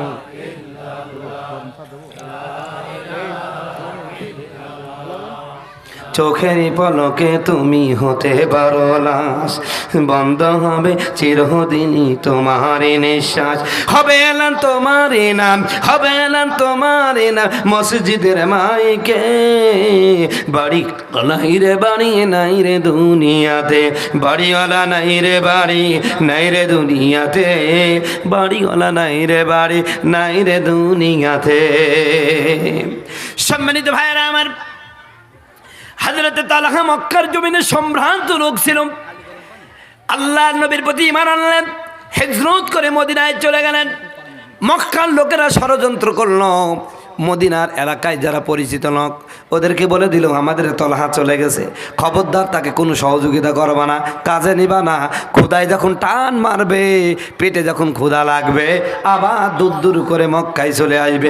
জোরে জোরে বলা যাবে কিনা নাউজুবিল্লাহ। প্রিয় ভাইরা আমার, হযরতে তালহা বাড়িতে চলে মদিনায় চলে আসলেন। এলাকার কেউ কাজে নাই না, দরিদ্রতা এমন একটা অবস্থা হয়ে গেল, একটা মাত্র চাদর, এই চাদরটা দিয়ে শুধুমাত্র ছত্র ঢাকা যায়। একটা মাত্র চাদর উনি পরিধান করলে তার স্ত্রীকে উলঙ্গ থাকা লাগে, স্ত্রী পরিধান করলে স্বামীকে উলঙ্গ থাকা লাগে। ওরে কামার পাড়ার মুসলমানেরা, এমন গরিব মানুষ কি আপনাদের এলাকায় আছে নাকি? ও পর্দারানের মা বোনেরা, এমন গরিব মানুষ কি আপনার স্বামী নাকি গো? আজকে আমাদের বউদের পোশাকের অভাব নাই। কত পোশাক সাধারণত পরার জন্য 4-5টা থ্রি পিস শুকেছে, 16টা থ্রি পিস তোলা আছে, সব আছে, একটা জিনিস নাই, শুধু নামাজ। কথা বলেন কি নাই বলেন তো? শুধু নামাজ নাই। আপনারা কষ্ট পাচ্ছেন না তো? আমার প্রথম আয়াতই নামাজ সম্পর্কে, এই জন্য একটা আলোচনা করি। আমাকে কমিটি বলেছে হুজুর যে কোনো একটা বিষয়ের উপর আলোচনা করবেন। আলহামদুলিল্লাহ, আমি অত বড় হুজুর না, তবে যদি আমি নামাজের উপরে আলোচনা করি, এখন বাজে কয়টা? 9টা, 12টা বাজবে, ইনশাআল্লাহ নামাজের ওয়াজ শেষ হবে ইনশাআল্লাহ। জোরে বলেন ইনশাআল্লাহ। সম্মানিত বন্ধুগণ আমার, ভাইয়েরা আমার, একটা মাত্র চাদর, এই চাদরটা পরিধান করলে তালহার স্ত্রী যদি পরিধান করে স্বামীকে উলঙ্গ থাকা লাগে, স্বামী পরিধান করলে স্ত্রী উলঙ্গ থাকা লাগে। তারপর নামাজ ছাড়া যাবে না। জোরে বলেন সুবহানাল্লাহ। যাবে নাকি? যাবে নাকি? যাবে নাকি? নামাজ ছাড়া যাবে না। প্রিয় ভাইরা আমার, একদিনের ঘটনা, হযরতে তালহা তার স্ত্রীর সাথে ঘুমানো আছে, গভীর রাত্র চলে গেল। হযরতে বিলাল আজান দিলেন, আসসালাতু খায়রুম মিনান নাওম। আমার ভাইয়েরা, আজানের ধ্বনি হযরত তালহার কানে পৌঁছায় গেল, ঘুম ভেঙে গেল, উঠে দেখে ফজরের জামাতের সময় হয়ে গেছে। হযরতে বিলাল আজান দেয়, স্ত্রীকে ডাক দেয়া বলেন, প্রাণের স্ত্রী, ওই যে বিলাল আজান দিয়ে দিয়েছে, এখনই আমার নবী মসজিদে না হইতে আইবে, আমার নবী নামাজ পড়বে। ও আমার স্ত্রী, ওঠো গো, তোমার পরনের কাপড়টা খুলে দাও, আমি আমার নবীর পিছনে গিয়া নামাজ পড়ব। কাবার বাড়ির মুসলমানেরা, বিবেকের কাছে প্রশ্ন করো, তোমার পোশাকের অভাব নাই, খাদ্যের অভাব নাই, নামাজ পড়ো না, মিথ্যা অজুহাত দাও, তুমি কিয়ামতের ময়দানে বলবা আল্লাহ, স্ত্রী আমার পর্দার মা বোনেরা, এ বিনামাজি মায়েরা, কিয়ামতের ময়দানে হয়তো আল্লাহকে বলে ফেলবেন, আল্লাহ এমন লোকের ঘরে গেছিলাম, খাদ্য দেয় নাই, পোশাক দেয় নাই, নামাজ পড়বো কি করে? বলেন তো, আপনার বিরুদ্ধে যদি হযরতে আবু তালহার স্ত্রীকে আমার আল্লাহ উপস্থাপন করে, জবাব দেওয়ার আছে নাকি? জোরে বলেন না, আছে নাকি? প্রিয় ভাইয়েরা আমার, কাবার পাড়ার মুসলমানেরা, এত দরিদ্রতা, তারপরে স্বামী স্ত্রীর মধ্যে কি প্রেম ভালোবাসা দেখেন। আমাদের স্বামীরা স্ত্রীকে সব কিছু দেওয়ার পরে স্ত্রীর মন পাওয়া যায় না, এখানে ওখানে আবার এদিক ওদিক আঁকুবাকু করে, কথা বলুন ঠিক কিনা? পরকীয়া প্রেমও করে, আবার কখনো দেখাতে 4-5টা ছেলে রেখে আবার ওই রিক্সাওয়ালার সাথে চলে যায়, কথা বলুন ঠিক কিনা? বন্ধুগণ আমার, ভাইয়েরা আমার, বাড়িতে কোনো অর্থ নাই, সম্পদ নাই, মহব্বতের অভাব নাই। হযরতে তালহা স্ত্রী ডাক দেয়া বলেন, প্রাণের স্ত্রী, ওই যে বিলাল আজান দিয়ে দিয়েছে, এখনই আমার নবী আসবেন, ইমামতির মুসল্লায় দাঁড়ায় যাবে, দাও না তোমার পরনের চাদরটা খুলে আমি আবার নবীর পিছনে নামাজ পড়বো। বলেন সুবহানাল্লাহ। স্ত্রীর ঘুম ভেঙে গেল, উঠে বসলেন। হযরতে তাহলে তলহা দৌড়ি ওযুখানায় গেলেন। স্ত্রী ডাক দেয়া বলেন, প্রাণের স্বামী, এই তো কি প্রচণ্ড শীত পড়ছে, আপনি ওযুখানায় যায়েন না, এইখানে বসেন, আপনার জন্য একটু গরম পানির ব্যবস্থা করে দিই। হযরতে তলহার স্ত্রী একটু গরম পানি আনে, হযরতে তলহাকে সুন্দর করে ওযু করে দেয়া, এবার পরন থেকে কাপড়টা খুলে আমার ভাইয়েরা স্বামী তলহাকে দেয়া বলেন, যান নবীজির পিছনে গিয়ে নামাজ পড়ে আসেন। হযরতে তলহা চাদরখানা পিনতে পিনতে আমার নবীর মসজিদে নববীর দিকে রওনা হয়ে গেল। কিছু দূর যখন যায়, স্ত্রী ডাক দেয়া বলেন, প্রাণের স্বামী, আমি কিন্তু বাড়িতে অপেক্ষায় রইলাম, নামাজের পরে নবীজির দরবারে বেশিক্ষণ বসবেন না, আপনি ফিরত আসলেই ওই যে একখানা চাদর, শুধুমাত্র সতর ঢাকার একমাত্র চাদর, ওই চাদরটা আপনি যখন ফিরত আনবেন, আমি ওইটা পড়ি আমিও ফজরের নামাজ পড়বো। বলেন সুবহানাল্লাহ। আল্লাহর নবী, মায়ার নবী গো, আপনি নবী আমার জান্নাতের সরদার। এইভাবে করে প্রতিদিন নামাজে সবার পিছনে যায়, সবার আগে আসে, স্ত্রীর নামাজ যেন কাজা না হয়। সাহাবায়ে কেরাম এই কথা দেখলে, এই যে অবস্থা যখন দেখলেন, মনে মনে বলা বলি শুরু করে দিল, হারে তলহা নামাজের পিছনে আসে, সবার আগে আসে, সবার পিছনে আসে, সবার আগে মসজিদ থেকে বের হয়ে যায়। মুনাফিকের অনেকগুলো আলামত আছে, তার মধ্যে একটা আলামত হলো মুনাফিক যারা মসজিদে সবার পিছনে যাবে তারা মুনাফিক, তারা মসজিদ থেকে সবার আগে বের হবে যারা। কথা বলুন ঠিক কিনা? সাহাবায়ে কেরাম মুনাফিক মনে করতেন যে লোকটা মসজিদে সবার শেষে যায়, আগে বের হয়। আমরা যে মোটে কালে নামাজ পড়িনি, আমাদেরকে দেখলে কি বলবে? মুসলমান বলবে ভাই? সম্মানিত ভাইরা আমার, এক কথা দু কথা হতে হতে, এক কান দু কান হতে হতে আমার নবীর কর্ণকহরে পৌঁছায় গেল। তলহা বুঝি মুনাফিক হয়ে গেছে। নবী প্রতিবাদ করলেন, নামাজে দাঁড়ায় বললেন, আমার সাহাবীরা, শুনতে পেলাম আমার তলহার ব্যাপারে তোমরা ব্যাড কমেন্ট করছো, আমার তলহা নাকি মুনাফিক হয়ে গেছে। আমার সাহাবীরা সাক্ষী থাক, সাক্ষী থাক, না না না, আমার তলহা মুনাফিক হতে পারে না। তোমরা তলহাকে চেনো না, আমি চিনি।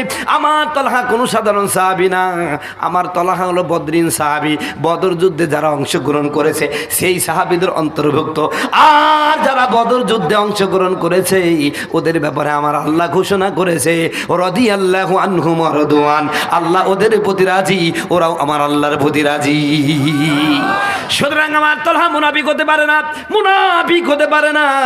আগামীকাল যখন আমার তলহা বাড়িতে আসবে, আমার মসজিদে নববীতে আসবে, আমার পিছনে নামাজ পড়তে আসবে, তখন তোমরা আমার সালামখানা পৌঁছায় দেবা। পর্দার আমারা খুব ভালো করে শুনবেন গো মা, আপনাদের ব্যাপারে একটা স্পেশাল ওয়াজ করার দরকার ছিল, কিন্তু সময় হয়তো বা পাবো না, জানি না কখনো পাবো কিনা, তবে একটা এই ওয়াজটাই ভালো করে শুনেন গো মা। এবার হযরতে তলহা পরের দিন আবার গেলেন, সবার পিছনে দাঁড়ালেন। আল্লাহর নবী যখন নামাজে সালাম ফিরাইয়া দিলেন, ওই যে স্ত্রী নামাজের জন্য অপেক্ষা করছেন, একটা মাত্র চাদর, এই চাদরটা বাড়িতে ফিরত গেলে উনি খুলে দিলে স্ত্রী পরে নামাজ পড়বে। জোরে বলেন সুবহানাল্লাহ। সম্মানিত বন্ধুগণ, আমার ভাইয়েরা, তাড়াতাড়ি বাড়ির দিকে রওনা হয়েছে। পিছন দিক দিয়ে একজন সাহাবী তার লুঙ্গি টেনে ধরলেন, ডাক দেয়া বললেন, তলহা রে, আজকে তুমি যেতে পারবা না, আমার নবী তোমাকে সালাম দিয়েছেন। বলেন সুবহানাল্লাহ। আমার নবীর সালাম শোনার সাথে সাথে সাহাবী ছোট্ট বাচ্চার মতন মসজিদের এক কোণায় হাঁটু গেড়ে বসে গেলেন। আমার নবী তাসবিহ তাহলিল দোয়া দুরূদ পাঠ করার পরে সমস্ত সাহাবীদেরকে বললেন, তোমরা সব মসজিদ থেকে বের হয়ে যাও, আমার আবু বকর, ওমর, উসমান, আলী ছাড়া কেউ থাকতে পারবে না, সবাই বের হয়ে যাও।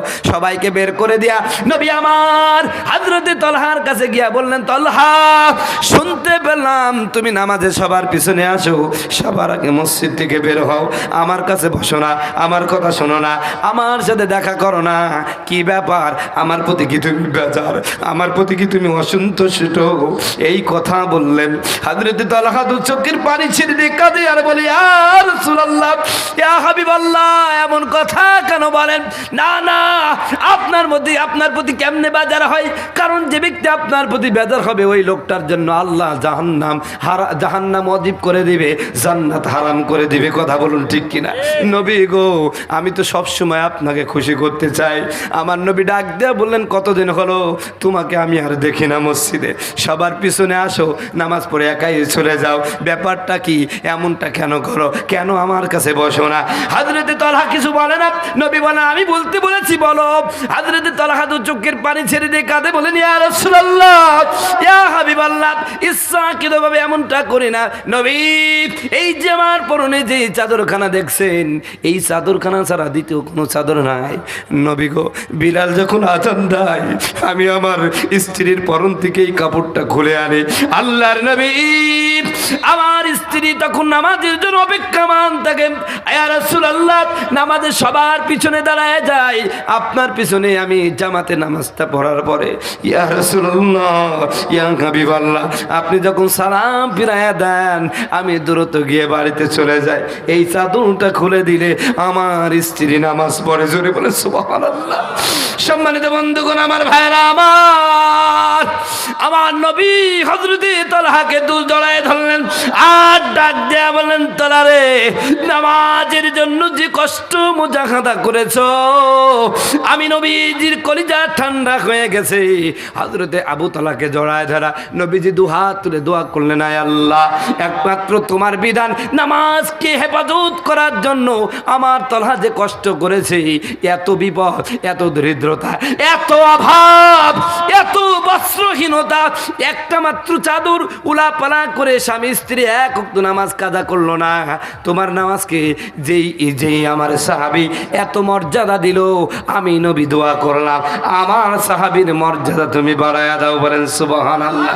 আমার আল্লাহ তখন ডাক দেয় বললেন, এ নবী, আপনার সাহাবী আমার বিধানের দামটা বাড়ায় দিয়েছে, আমার হুকুমকে এত কষ্টের পরও কখনো অসম্মান করে নাই, কোনোদিন নামাজ কাজা করলো না, আপনি তারে জানায়া দেন আপনার তলা হলো আমার জান্নাতি। জোরে বলেন সুবহানাল্লাহ, জোরে বলেন আল্লাহু আকবার।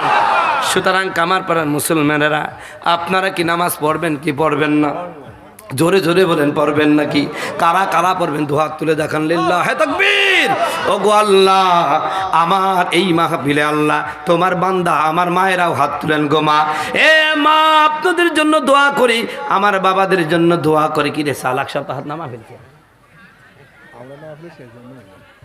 আল্লাহু আকবার। আবার হাত তোলেন, একটু দোয়া করে যাই আমি। আয় আল্লাহ, কামারপাড়ার যুবক ভাইয়েরা, দাড়ি পাকা মুরব্বীরা, পর্দার আড়ালের মা বোনেরা, যুবতী বোনেরা, আমার সমবয়স্ক বোনেরা হাত তুলে মোনাজাত করলো, আজকে ওয়াদা করলো নামাজ ছাড়বে না। আল্লাহ, তুমি মৃত্যু পর্যন্ত এদেরকে নামাজ কাজা করায়ও না। আল্লাহ, প্রত্যেককে তুমি তোমার ঘরের মেহমান বানায় দাও, আমিন। বন্ধুগণ, আমার ভাইয়েরা আমার, যাই হোক, আজকের এই মাহফিল পেয়ে আপনার তো খুশি ভাই? জোরে বলেন খুশি, আরো জোরে বলেন। আমি আপনাদেরকে যেই বিষয়টা বোঝাতে চেয়েছি বুঝছেন নাকি? কি বুঝছেন তো? নামাজ ছাড়া কি কোনো পীরগিরি চলবে নাকি? যেই পীর নামাজ পড়ে না পীর হয়েছে, ওটা পীর না, আস্ত বড় শয়তান। কথা কয়, আরো জোরে বলেন। বন্ধুগণ, আমার ভাইয়েরা আমার, আল্লাহর নবী 23 বছর জিন্দেগিতে এক ওয়াক্ত নামাজকে কাজা করিস। আরে নবীর চেয়ে কি পৃথিবীতে কোনো বড় পীর আছে নাকি? তাহলে নবীর নামাজ লাগলো, তোমার পীরের নামাজ লাগলো না। আসলে তোমার পীর পীর না, এটা একটা আস্ত বড় শয়। জোরে বলেন, জোরে বলেন। আমার কথায় রাগ করলেও কোনো যায় আসে না, এ কথাই বলবো, আবারও বলে যায়, আবারও বলে যায়, নামাজ পড়তেই হবে, নামাজ ছাড়া কোনো উপায় আছে নাকি? সম্মানিত ভাইয়েরা আমার, এই যে দক্ষিণ গোরদা কামারপাড়া যুব সমাজ এলাকাবাসী, আজকের এই মাহফিলটা, এইটা প্রথম তাফসীরের মাহফিল।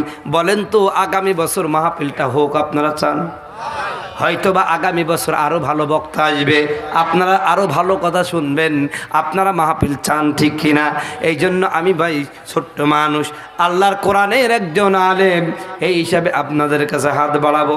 পর্দার আলের মা বোনেরা, আপনাদের কাছে হাত বাড়াবো। ও মা, ও বোন, আমার বাবাজি, আমার মুরব্বী ভাই বাবারা, আমার যুবক ভাইয়েরা, আমার বন্ধুরা, আপনাদের কাছে হাত বাড়ায় দিলাম। আগামী বছরে এই মাহফিলটা হবে, এই বছরও মাহফিল করতে করতে গিয়ে অনেক বক্তা খরচ হয়েছে। আমি আপনাদের কাছে অনুরোধ করবেন, হুজুর গো আমার বাবা মারা গেছে, মা মারা গেছে। আহারে বাবা মা যখন বেঁচে থাকে খোঁজ নেয় না কত ছেলে আছে, কিন্তু বাপ মা মারা গেলে 40 গ্রাম দাওয়াত করে খায়। কথা বলুন ঠিক কিনা? ও তুমি জিন্দা থাকতে এক মুঠো ভাত, ও তুমি জিন্দা থাকতে এক মুঠো ভাত দাওনি মা বাবার মুখে, মরলে খাওয়া পাড়ার লোক ঢেকে। ঠিক কিনা? মাসে মাসে লক্ষ টাকা ব্যাংকে রাখো জমা, বাড়ি বাড়ি ভিক্ষা করে তোমার মা বাবা। ও তোমার বইয়ের হাতে সোনার চুরি, ও তোমার বইয়ের হাতে সোনার চুরি, দিন কাটে মহা সুখে, মরলে খাও পাড়ার লোক দেখে। ও ভাই, অনেকের মা মারা গেছে, বাবা মারা গেছে, খেদমত করতে পারেন নাই, সেই মাকে স্মরণ করে, সেই বাবাকে স্মরণ করে, দাদা দাদি নানা নানি চাচা চাচি ভাই বিরাদার স্ত্রী পুত্র সন্তান এদেরকে স্মরণ করে। ভাই কে আছেন হুজুর গো আজকের মাহফিলে 10,000 টাকা দিবেন? একজন মানুষ কি পাওয়া যাবে নাকি ভাই? আজকের মাহফিলে 10,000 টাকা, 10,000 টাকা, 10,000 টাকা দেবেন, একজন পাওয়া যাবে নাকি? আপনার মায়ের জন্য, বাবার জন্য আজকে আমি দোয়া করব। আলেম মানুষ এইখানে শত শত মানুষ নিয়ে দোয়া করব, পর্দার মা বোনদের নিয়ে দোয়া করব, আছেন নাকি ভাই? একজন পাওয়া যাবে নাকি? 10,000 টাকা কোরআনের মাহফিলে দিবেন, 10,000 টাকা কোরআনের মাহফিল দিবেন। একজন একজন একজন একজন একজন একজন পাওয়া যাবে ভাই? পাওয়া যাবে? 10,000 10,000 10,000 10,000 একজন। ভাই অপমান করেন না ভাই, আপনারা দাওয়াত করে নিয়ে আসি 10,000 টাকা চাইলাম আমার জন্য না, আল্লাহর কোরআনের মাহফিলের জন্য। এখনকার জামানায় তামাক লাগাইছেন, ইনশাল্লাহ দোয়া করে দিয়ে 200 টাকা কেজি হবে। কথা কয় না, যায় থাকুক আর না থাকুক, এখন খাতিরে একটু করে দিব। কে আছেন ভাই? হ্যাঁ, ও 200 টাকা লস কত লাগবে? নাই 400 করে দেবো, সমস্যা নাই, দোয়া করলেই কাজ হবে। কথা করছে না কে? না হলে কিন্তু শিল আসলে বুঝতে পারবেন না, কথা কয় না। এই জন্য ভাই, ভাই 10,000 টাকা পারবেন না ভাই? পারবেন না, পারবেন না, পারবেন না? 10,000 টাকা এখানে নাই, এরকম যোগ্য ব্যক্তি একজনও নাই। 10 জন 10,000 10,000 10,000 আমার সভাপতি সাহেব আছে মনে হয় ইনশাল্লাহ। আজকের মাহফিলের সভাপতি পারবে না ইনশাল্লাহ? আপনি এসে বেশি দিবেন নাকি ইনশাল্লাহ? না 10,000 দেন একটু ইনশাল্লাহ। একদম হাত তুলে ফেলছে, আর চাবো না। 10,000 লিল্লাহ তাকবীর, আরে লিল্লাহ তাকবীর। সভাপতি সাহেব, সভাপতি সাহেব, এই হাফিজুর রহমান ভাই জিন্দাবাদ, জিন্দাবাদ। হাত তুলেন। আয় আল্লাহ, আজকের এই গর্দা মুসলমানের যুব সমাজের তাফসীরুল মাহফিলে আলেম মানুষ, হুজুর মানুষ, আল্লাহ তিনিও বিভিন্ন মঞ্চে কথা বলে থাকেন। আমার হাফিজুর ভাই 1,000 নাই, 2,000 নাই, আল্লাহ 10,000 টাকা দিল। আল্লাহ তুমি কবুল করে নাও, জানে মানে বরকত দেয়া দাও। আয় আল্লাহ, মা বাপ বেঁচে দেখলে হায়াত দান করে দাও, মারা গেলে কবরগুলো জান্নাতের টুকরা বানায় দাও। ওগো আল্লাহ, তার সন্তান একটা ভালো অবস্থায় আছে, একজন বিজনেসম্যান, একজন সফল মানুষ। আয় আল্লাহ, তাকে আরো তারাক্কি দান করো, আরো বড় করো। এলাকার আল্লাহ বাড়ি পরিবার এলাকার রাষ্ট্রের সেবা করতে পারে সেই তৌফিক দান করো।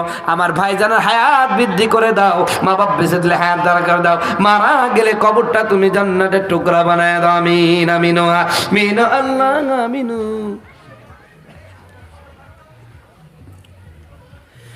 আমার ভাইয়েরা আমার, এই জন্য ভাই আমার সভাপতি সাহেব 10,000 টাকা, আল্লাহু আকবার, আল্লাহ কবুল করে নাও।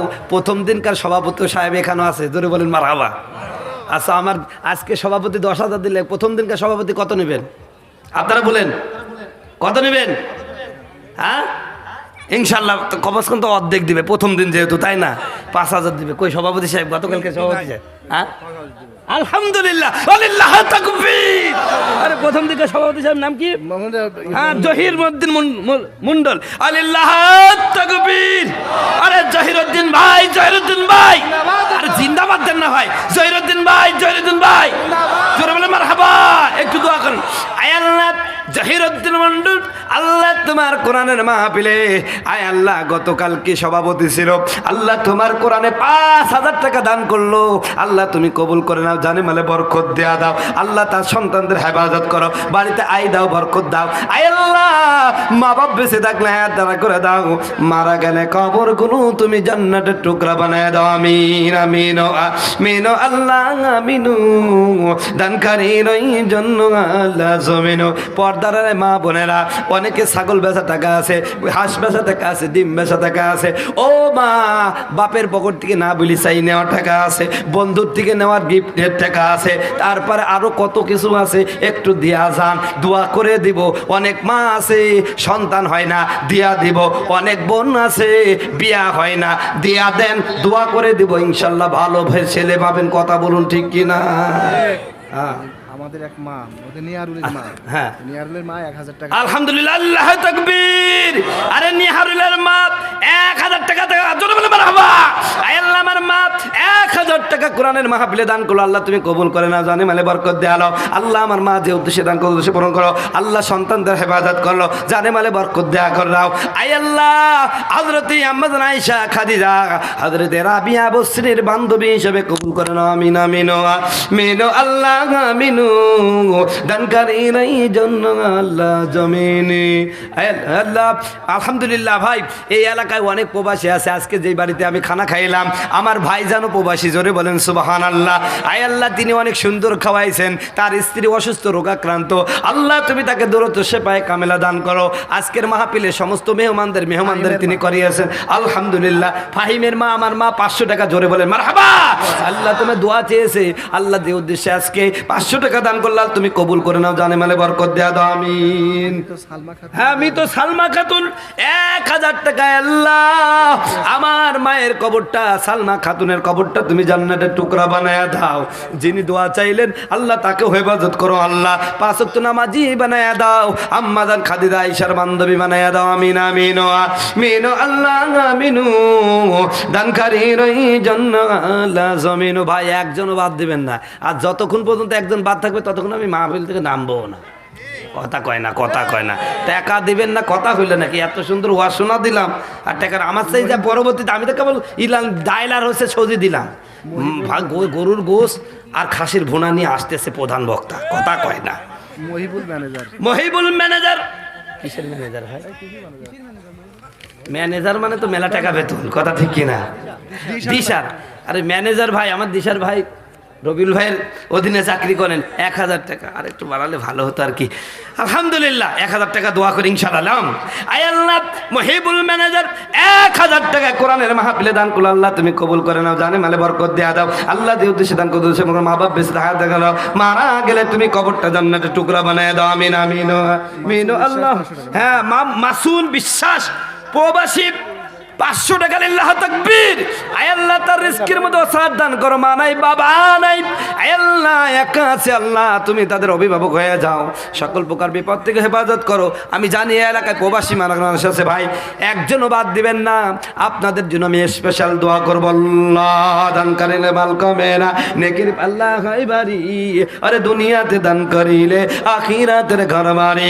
আল্লাহ আল্লাহ আল্লাহ আল্লাহ আল্লাহ আল্লাহ।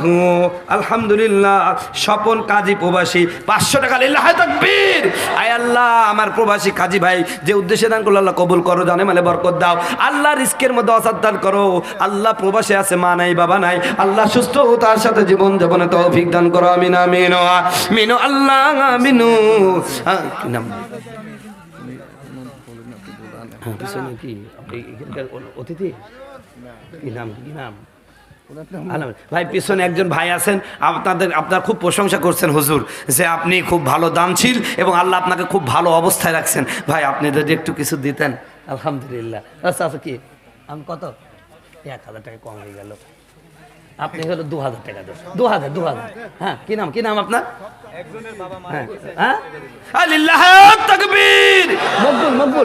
মকবুল ভাই, মকবুল ভাই 2000 টাকা জোরে বলে মারহাবা। আয় আল্লাহ, আমার মকবুল ভাই 2000 টাকা কোরআনের মাহফিলে দান করলো, আল্লাহ তুমি কবুল করে নাও, জানে মানে বরকত দেয়া দাও। আল্লাহ দিয়ে উদ্দেশ্যে দান করো, করো, ধনী করো, গনি করো। ও মালিক, তার হায়াতে বরকত দান করো, মা বাপ বেঁচে হায়াত দেখা দাও, মারা গেলে তুমি কবরটা জান্নাতের টুকরা বানায় দাও। আমিন আমিন। রাসাল বাবের জন্য দোয়া আছে 1000 টাকা। আল্লাহ তাকবীর। আয় আল্লাহ তার বাবার কবরটা তুমি জান্নাতের টুকরা বানায় দাও, আমার ভাইজানের হায়াতে বরকত দান করো, আমিন আমিন। নুকুব 400 টাকা, জোরে বলে মারহাবা। আয় আল্লাহ তুমি কবুল করে নাও, জানে মানে বরকত দেয়া দাও, আল্লাহ দে উদ্দেশ্যে দান করতে তো পূরণ করে দাও, আল্লাহ ধনী করো গনি করো, আল্লাহ আল্লাহ নদীর কুল ভাঙে অকুল করে, এই তো নদীর খেলা, সকাল বেলার ধনী রে তুই ফকির সন্ধ্যা বেলা, আজকে মরলে কাল। হ্যাঁ জামিরুল 3000 টাকা, আরে লিল্লাহ তাকবীর। জামিরুল ভাই, জামিরুল ভাই, মা কয়েকদিন আগে আল্লাহ তার মা কয়েকদিন আগে মারা গেছে, সন্তান 3000 টাকা কোরআনের মাহফিলে দান করো, আল্লাহ তুমি তার মার কবরটা জান্নাতের টুকরা বানায়া দাও, সন্তানকে ধৈর্য দানের তৌফিক দান করো, ও মালিক যে উদ্দেশ্যে দান করতে উদ্দেশ্যে পূরণ করে দাও, আমিন আমিন আমিন। আল্লাহ মাগো টাকা দেওয়া বন্ধ করলে কে? দরকার হয় প্রধান বক্তার পরে তোমাদের আরেকটু ওয়াজ শোনা দেবো ইনশাআল্লাহ। আল্লাহ আল্লাহ আল্লাহ। মুক্তার মূল্য 1000, মুক্তার মূল্য 1000, জোরে বলে মারহাবা। আল্লাহ তুমি কবুল করে নাও, জানাবের বাপ মা মারা গেছে, আল্লাহ মকমল বললেন আয় আল্লাহ 1000 টাকা দান করলো, তার বাবা মা মারা গেছে, আল্লাহ বাবা মার কবরটা তুমি জান্নাতের টুকরা বানায় দাও, আমিন আমিন আমিন। আল্লাহ আমিন। মুরাদ জোয়ারদা কামার পাড়া 500 টাকা মা বাবার জন্য দোয়া এসেছে, আয় আল্লাহ তার মা বাবার কবরটা জান্নাতের টুকরা বানায় দাও, আয় আল্লাহ আমার ভাইজানের জানে বরকত দান করো, যে উদ্দেশ্যে দান করতে বলুন। হ্যাঁ কি রেবুল মন্ডল বাপ মা মারা গেছে, আল্লাহ রেবুল মন্ডল 500 টাকা, বাপ মা মারা গেছে, আল্লাহ তার বাপ মার কবরটা তুমি জান্নাতের টুকরা বানায়া দাও, যে উদ্দেশ্যে দান করতে উদ্দেশ্যে পূরণ করে দাও, ধনী করে গনি করো, আমিন আমিন আমিন। মুসলিমা শাওরির জন্য তো আলহামদুলিল্লাহ এরকম বৌমা তো দরকার, ঠিক কিনা? তসলিমা আরে শাওরির জন্য দোয়াতে 500 টাকা দিল, ওদিকে কি শাপলা নাই, তাসমিয়া নাই, তারা কি শাশুড়ির জন্য 200 টাকাও দিতে পারে না, ঠিক কিনা? আয় আল্লাহ আমার বোন শাশুড়ির জন্য দোয়া আছে 500 টাকা, বৌমা দোয়া চেয়েছে, দোয়া চেয়েছে, আল্লাহ তার শাশুড়ির কবরটা জান্নাতের টুকরা বানায় দাও, আমিন। আজাদ কত টাকা ভাই? ফিলের বাস্তবায়ন তার বাপ মা মারা গেছে 5000। আজাদ, আজাদ ভাই একটা ভালো, আজাদ মন্ডল একটা ভালো তাকবীর মারবেন তো, আলিল্লাহ তাকবীর। আরে আজাদ ভাই, আজাদ ভাই 5000 টাকা নগদ, জোরে বলেন মারহাবা। আয় আল্লাহ আজাদ ভাই 1000 নয়, 2000 নয়, 5000 টাকা কোরআনের মাহফিলে আল্লাহ দান করলো, মা বাপ মারা গেছে, আয় আল্লাহ মা বাপ সবাই দোয়া করেন, আয় আল্লাহ মা বাপ মারা গেছে, আজাদ ভাইয়ের মা বাপ মারা গেছে, দোয়াতে 5000 টাকা কোরআনের মাহফিলে দান করলো, আয় আল্লাহ তার মা বাবার কবরটা জান্নাতের টুকরা বানায় দাও, এমন সন্তান হায়াত বৃদ্ধি করে দাও, যে উদ্দেশ্যে দান করলো উদ্দেশ্য তুমি পূরণ করে দাও, আমিন। পানি পানি ভাই পানি বেশি বুঝি যায়। রাহান ভাই, রাহান কি রাহান ভাই মায়ের জন্য দোয়া আছে 500, জন বলে মারহাবা। আয় আল্লাহ রাহান ভাই 500 টাকা দান করলো, মা বাবার জন্য দোয়া আছে, আল্লাহ তুমি কবুল করে নাও, জানে মানে বরকত দেয়া দাও, আল্লাহ মায়ের কবরটা তুমি জান্নাতের টুকরা বানায় দাও, আমিন আমিন আমিন। আল্লাহ আমিন দানকারীর জন্য আল্লাহ জমিন, আল্লাহ আল্লাহ লা ইলাহা ইল্লাল্লাহ, জোরে ভাই। আর ভাই ভাই একজনও বাদ দেবেন, খুব দ্রুত দেন, প্রধান বক্তা আসবে, শীত প্রচুর পড়তেছে, হয়তোবা আমি ওয়াজ করছি আমার একটু শীত কম লাগছে, কিন্তু আপনাদের বেশি লাগছে হয়তোবা, জি আলহামদুলিল্লাহ। একটু তাড়াতাড়ি করেন ভাই, প্রধান বক্তা তুলে দিই ইনশাল্লাহ। একটা স্ত্রী তার স্বামী মারু দোয়া আছে, একজন স্ত্রী তার মারু স্বামী 500 টাকা দান করলো, আল্লাহ তুমি কবুল করে না, স্ত্রীর মনের আশা পূর্ণ করো, স্বামীর এই কবরটা তুমি জান্নাতের টুকরা বানায় দাও, আমিন আমিন আমিন। আল্লাহ আমিন দানকারীর জন্য আল্লাহ জমিন। আল্লাহ ভাইস্তি হচ্ছে বিশ্ববিদ্যালয় পড়ে, ঢাকা বিশ্ববিদ্যালয়, হ্যাঁ, আর চাচা বিদেশ থাকে, ওয়াসিম, হ্যাঁ 5000 টাকা বাকি, হ্যাঁ, আর 2500 টাকা নগদ। আলিল্লাহ তাকবীর। ওয়াসিম ভাই, ওয়াসিম ভাই 5000 টাকা বাকি, 2500 টাকা নগদ, জোরে বলেন মারহাবা। আয় আল্লাহ তার ভাস্তি ভাস্তি ঢাকা বিশ্ববিদ্যালয়ে পড়েছে। আর চাচা চাচা ওনার ভাস্তি চাচা প্রবাসী। আল্লাহ দোয়া চেয়েছেন, আল্লাহ তুমি কবুল করে নাও, জানে মালে বারকত দেয়া দাও। ওই ভাস্তিকে এই দেশের জন্য একটা বড় কিছু করো, সমাজের খেদমত করবে, মা বাবার মুখ উজ্জ্বল করবে। আর যার জন্য দোয়া চললো, আল্লাহ তুমি তাকে ভালো রাখো, সুস্থ রাখো, সুখে রাখো, আয়ে বরকত দান করো, বাড়ির রহমত দান করো। যারা মারা গেছে কবরগুলো তুমি জান্নাতের টুকরা বানাইয়া দাও। আমিন আমিন আমিন আল্লাহ আমিন। আমির উদ্দিন মা বাবার জন্য দোয়া আছে 1000 টাকা, জোরে বলেন মারহাবা। আল্লাহ তুমি কবুল করে নাও। রবিন প্রবাসী 500 টাকা, জোরে বলেন মারহাবা। আল্লাহ তুমি কবুল করে নাও, তাকে সুস্থ রাখো, সুখে রাখো। আল্লাহ আয় বরকত দেন। হ্যাঁ ভাই, প্রধান বক্তা চলে আসবে, খুব দূরত্ব দেন ইনশাআল্লাহ। আল্লাহ আল্লাহ পিছন থেকে এখনো টাকা আসছে না ভাই, এই পকেটে এরকম নড়ান তো, মানে কলবেশে লাগিয়ে আসছে যেন দিতে পারছে না। নড়ান না, একটু নড়ান। আর মারা আসল নড়াও, আসল নড়াও, একটু দেন ইনশাআল্লাহ। খুশি খুশি মনে দান করে যান। দান করে যুবক ভাইরা দিচ্ছ না কেন? না দিলে কিন্তু বিয়ে হবে না, কথা কয় না। এই শীতে বউ ছাড়া কিন্তু তোমাদের ঘুম ঠিক মতন হচ্ছে না, আমি বুঝতে পারছি। ভাল লাগে না, ভাল লাগে না বউ ছাড়া, একলা জীবন অতিষ্ঠ মান বউ পেতে পাগল বারা, একলা জীবন অতিষ্ঠ মান বউ পেতে পাগল বারা। ভাল লাগে না, ভাল লাগে না বউ ছাড়া, ঠিক কিনা? এই জন্য ভাই দোয়া করে দিব, এই শীত যাবে না, জানুয়ারির শেষে বিয়ে হয়ে যাবে। এই জন্য যুবক ভাইরা ফ্ল্যাক্সি বাদ, এমবি কেনা বাদ, ওয়াইফাই লাইন বাদ, টাকা দেন। এখন দোয়া করবো, কালকে বিয়ে নেন, ঠিক কিনা? এই যুবতী বোনেরা যারা বিয়ে করতে চান, বিয়ে হচ্ছে না, দেন টাকা, এখনই দোয়া করে দেবো। কেনা আমি আলহামদুলিল্লাহ, আমার সভাপতি সাহেব আজকের 5000 টাকা তো দিবে আগামীতে, আজকে নগদ 5000 টাকা। আল্লাহু তাকবীর। হাবিজুর ভাই, হাবিজুর ভাই 5000 টাকা, জোরে বলে মারহাবা। আল্লাহ আমার ভাইজানের হাত বরকত দান করুক এবং তার সন্তানকে আরো বড় বানায় দিন, জোরে বলে আমিন। আল্লাহ নাম বলেনি, মায়ের জন্য দোয়া আছে। আমার এক মা নাম বলেনি, 500 টাকা দোয়া চেয়েছি। আল্লাহ যে উদ্দেশ্যে দান করে উদ্দেশ্যে পূরণ করে দাও। আল্লাহ যে উদ্দেশ্যে দোয়া আছে উদ্দেশ্যে তুমি কবুল করে নাও। আল্লাহ মা বাপ বেঁচে থাকলে হায়াত দারা করে দাও, মারা গেলে কবরটা জান্নাতের টুকরা বানায় দাও। আমিন। ফুরাত 365 টাকা মায়ের জন্য দোয়া আছে। আলহামদুলিল্লাহ, ফুরাত 365 টাকা মায়ের জন্য দোয়া চেয়েছে। আল্লাহ তুমি কবুল করে নাও, তার মার কবরটা তুমি জান্নাতের টুকরা বানায় দাও। আমিন আমিন আমিন আল্লাহ আমিন। দানকারীর জন্য আল্লাহ জমিন। আল্লাহ আল্লাহ ভাই, হ্যাঁ, ছোট একটা ছেলে মাদ্রাসায় পড়ে। আলহামদুলিল্লাহ, আলহামদুলিল্লাহ, একটু সবাই দোয়া করেন। আলহামদুলিল্লাহ। পাঞ্জাব ভাই, আপনার এক ছেলে মাদ্রাসায় পড়ে, ওইটি জান্নাত নিয়ে যাবে, আর এক ছেলে বিদেশ আছে, আপনার টাকা কামি বড় লোক বানা দিবে। 2000 টাকায় কেমন হয়ে যা, 3000 দিলে খুব ভালো হতো দোয়াটা, আর কি, কথা কয় না, তাই না?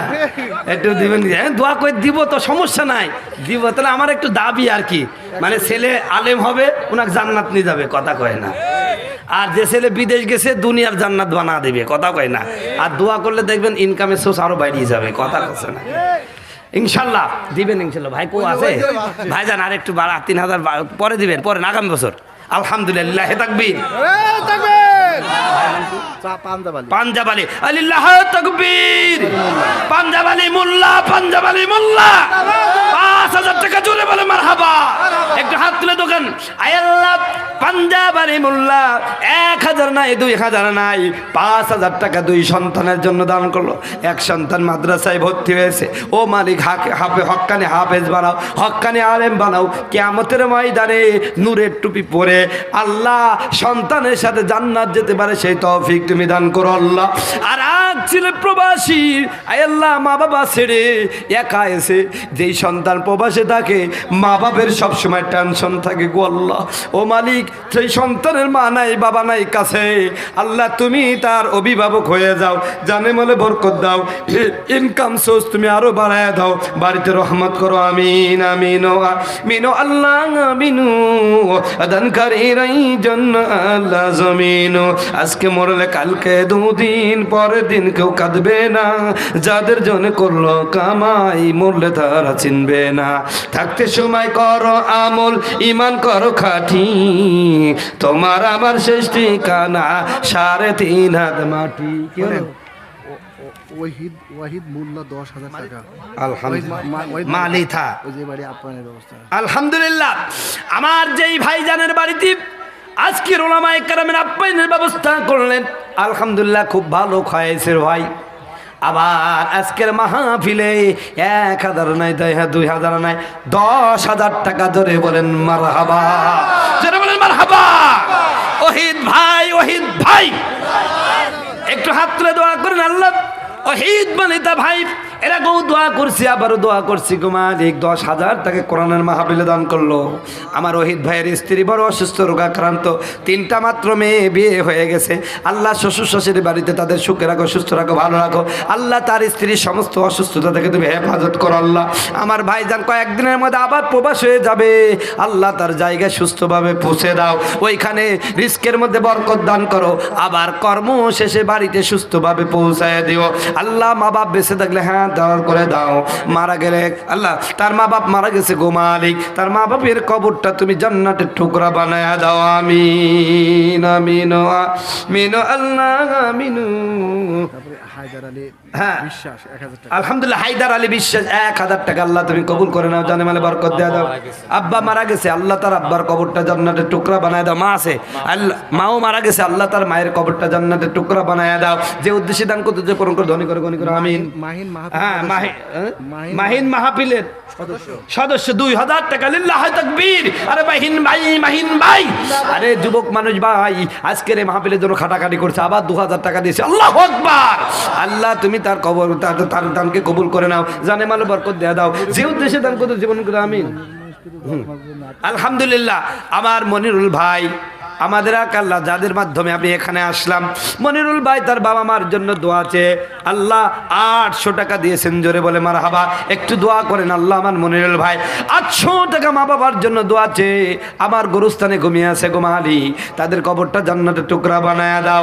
আল্লাহ তার সন্তান আমার সাথে হাত তুলেছে, এ ওসিলা করে বাবা মার কবরটা জান্নাতের টুকরা বানাও। আল্লাহ ধনী করো, গণী করো, আমিন আমিন আমিন আল্লাহ আমিন। দানকারীর এই জন্য জমিন। ভাই এখনো বাদ আছেন কারা কারা? একটু দেন ভাই, দেন দেন দেন, 100 200 500 দেন ভাই। এতক্ষণ জানে এসি, এবার 100 200 500 যে যা পারেন একশন দিয়ে যান ইনশাআল্লাহ। আল্লাহ আল্লাহ লা ইলাহা, একটু আচ্ছা দেন। হ্যাঁ নামেন। এই মা বোনেরা, মা বোনদের মধ্যে স্বেচ্ছাসেবিকা আছে? এই আর যারা স্বেচ্ছাসেবিকা আছেন, এই আমার বোনেরা ভাইরা, আপনারা আসল নিয়ে লেগে যান, উন্না নেন আর শুরু করে দেন এখনই না, আমি যখন বলবো সবাই এই কারা কালেকশন করবেন? কই চাদর নেন, চাদর নেন, চাদর নেন, একটা চাদর নেন, চাদর নেন। যদি জিহাদ মাঠে মাগো মৃত্যু হয়, তোমার চোখে জানো জল ঝরে না। যদি জিহাদ মাঠে মাগো মৃত্যু হয়, তোমার চোখে জানো জল ঝরে না। আমিন। আজিম ভাইয়ের মা মারা গেছে। আজিম ভাইয়ের মা মারা গেছে, আল্লাহ দোয়া আছে, আল্লাহ আজিম ভাই দোয়া আছে। আল্লাহ 500 টাকা দান করলো, তার মা মারা গেছে, মায়ের কবরটা তুমি জান্নাতের টুকরা বানায় দাও। আমিন আমিন। ভাই ভাই দাঁড়ান দাঁড়ান ভাই, আমি ভাও করে নি, দাঁড়ান দাঁড়ান, টাকা হবে, টাকা তো দিবে, একজনও বাদ যাবে না। যদি টাকা না থাকে কমাস কম ব্যাগে হাত বোলা দিবে, কথা কয় না, তাও দিতে হবে, কথা বলেন না, দিলে একটা ফু মারি দিবেন, ঠিক আছে ইনশাল্লাহ। সবাই আমার মা বোনেরা, আমার বাবারা সবাই মিলে লিল্লাহে তাকবীর বলে হাত তুলেন তো, লিল্লাহে তাকবীর। সবাই হাত তুলেন, মা বোনেরা সহ সবাই হাত তুলছেন, হাত তুলছেন। এবার হাতটা একটু এরকম নাড়ান, আবার হাত মাথা হাত নামান, সব তুলেন, ভালো করে তুলেন, ভালো করে তুলেন, তুলেন তুলেন তুলেন, তুলছেন। এবার বলেন, চোখ বুঝেন তো, বিসমিল্লাহ বলে চোখ বলেন, বিসমিল্লাহির রহমানির রহিম, চোখটা বুঝেন। আর আস্তে আস্তে আস্তে বাবারা পকেটের দিকে আর মায়েরা আসলের দিকে নিয়ে যান, আর যা আছে বের করে দিয়ে জিকির করেন, লা ইলাহা, লা ইলাহা ইল্লাল্লাহ, জোরে লা। আজকের বিশেষ তাফসীরকারক মুনায়েম ভাই 1000 টাকা। আলহামদুলিল্লাহ আজকের মাহফিলের বিশেষ তাফসীরকারক মুনায়েম ভাই, আল্লাহ তার কণ্ঠকে কবুল করে নাও, গোটা বিশ্বময় কোরআনের দাওয়াত হিসাবে দাওয়াত দিতে পারে সেই তৌফিক দান করো আল্লাহ। মুনায়েম ভাই 1000 টাকা তার দাদার জন্য, মুনায়েম ভাই 1000 টাকা দান করো, আল্লাহ তুমি কবুল করে নাও, জানে মানে বরকত দেয়া দাও। আর বিশ্ববিখ্যাত বিশ্ববিখ্যাত তো বক্তা বানায় দাও, আলেম বানায় দাও। আমি নাহারুল দোয়া আছে 500 টাকা। দাদা দাদির জন্য দোয়া চেয়েছে, আল্লাহ দাদা দাদির কবরটা তুমি জান্নাতের টুকরা বানায় দাও। আমি শিবালি গোর্দহ, আরে আমার বোনের নামে নাম শিবালি বোন, আলহামদুলিল্লাহ 200 টাকা মা বাবার জন্য দোয়া চেয়েছে। আল্লাহ আমার শিপালি আমার বোনের নাম, আয় আল্লাহ আমার বোন 200 টাকা দান করেছে, আল্লাহ মা বাবার কবরটা তুমি জান্নাতের টুকরা বানায় দাও। আমিন আমিন আমিন আল্লাহ আমিনু। দানকারীর ভাই বক্তা নিয়ে আসেন, দানকারীর জন্য আল্লাহ জমিনো আল্লাহ আল্লাহ আলাইন কাজলি 1000 টাকা বাকি। আলহামদুলিল্লাহ এক মা কাজলি আগামী বছর 1000 টাকা তোমার কোরআনের মাহফিলে দান করবে। আল্লাহ আমার মায়ের দানকে কবুল করে নাও, জানে মালে বরকত দেয়া দাও। আল্লাহ যে উদ্দেশ্যে দান করছে উদ্দেশ্যে পূরণ করে দাও। আল্লাহ ধনী করো গনি করো, মালিক যে উদ্দেশ্যে দান করে পূরণ করে দাও। মা বাপ বেশি দেখলে হ্যাঁ দারাজ করে দাও, মানা করে কবরটা জান্নাতের টুকরা বানাই দাও। আমি কাজলি কাজলি বলেছি ভাই, বলেছি। আল্লাহ আল্লাহ লা ইলাহা জালাল মন্ডল 1000 টাকা। জালাল মন্ডল 1000 টাকা জোরে বলা যাবে কিনা মারহাবা। আয় আল্লাহ যে উদ্দেশ্যে দান করতে পূরণ করতে ধনী করো গনি করো, মা বাপ বেঁচে দেয় করো, মারা গেলে কবরটা জান্নাতের টুকরা বানায় দাও। আমিন। তুমি কার লাগিয়া কান্দরে মন কার লাগিয়া হাসো। মোল্লা অসুস্থ 500 টাকা দান করেছে। নবাবুল্লাহ অসুস্থ 500 টাকা দান করেছে। আল্লাহ তোমার বান্দাকে দ্রুত সেপাই কামিল আরজেলা দান করো, সুস্থতার সাথে জীবন যাপনের তৌফিক দান করো। আমিন আমিন আমিন আল্লাহ আমিনু। দান ভাই বক্তা আইবেন, আমি ওয়াজ শুরু করবো আবার। দানকারীর জন্য আল্লাহ জমিন আল্লাহ দান করেছে নাম মনে নেই যে আরেকজন নাম মনে নাই, 100 টাকা দান করেছে। আল্লাহ কবুল করো, জোরে বলো আমিন। আল্লাহ আল্লাহ লা ইলাহা তোলো সব তোলো। আলহামদুলিল্লাহ অনেক টাকা নেন ভাই, ইনশাল্লাহ আরেকদিন দিবেন। আল্লাহ কবুল করে চলবেন আমিন। হ্যাঁ পাঞ্জু বিশ্বাস দাদার জন্য দোয়া আছে 500 টাকা জোরে বলেন মারহাবা। আল্লাহ তুমি কবুল করে নাও, জানে মালে বরকত দেয়া দাও। আল্লাহ দেহ উদ্দেশ্যে পূরণ করো, তার দাদার কবরটা জান্নাতের টুকরা বানায় দাও। আমিন আমিন আমিন আল্লাহ আমিনু। দানকারীর জন্য আল্লাহ জমিনু আল্লাহ আল্লাহ আল্লাহ আল্লাহ আল্লাহ আল্লাহ ইনিল হুকমু ইল্লা লিল্লাহ লা ইলাহা ইল্লাল্লাহ মুহাম্মাদুর রাসূলুল্লাহ। আল্লাহু আল্লাহ আল্লাহু আল্লাহ। ভাই বক্তা আসছে না, আমি তাহলে আবার ওয়াজ শুরু করলাম, বুঝতে পারছেন?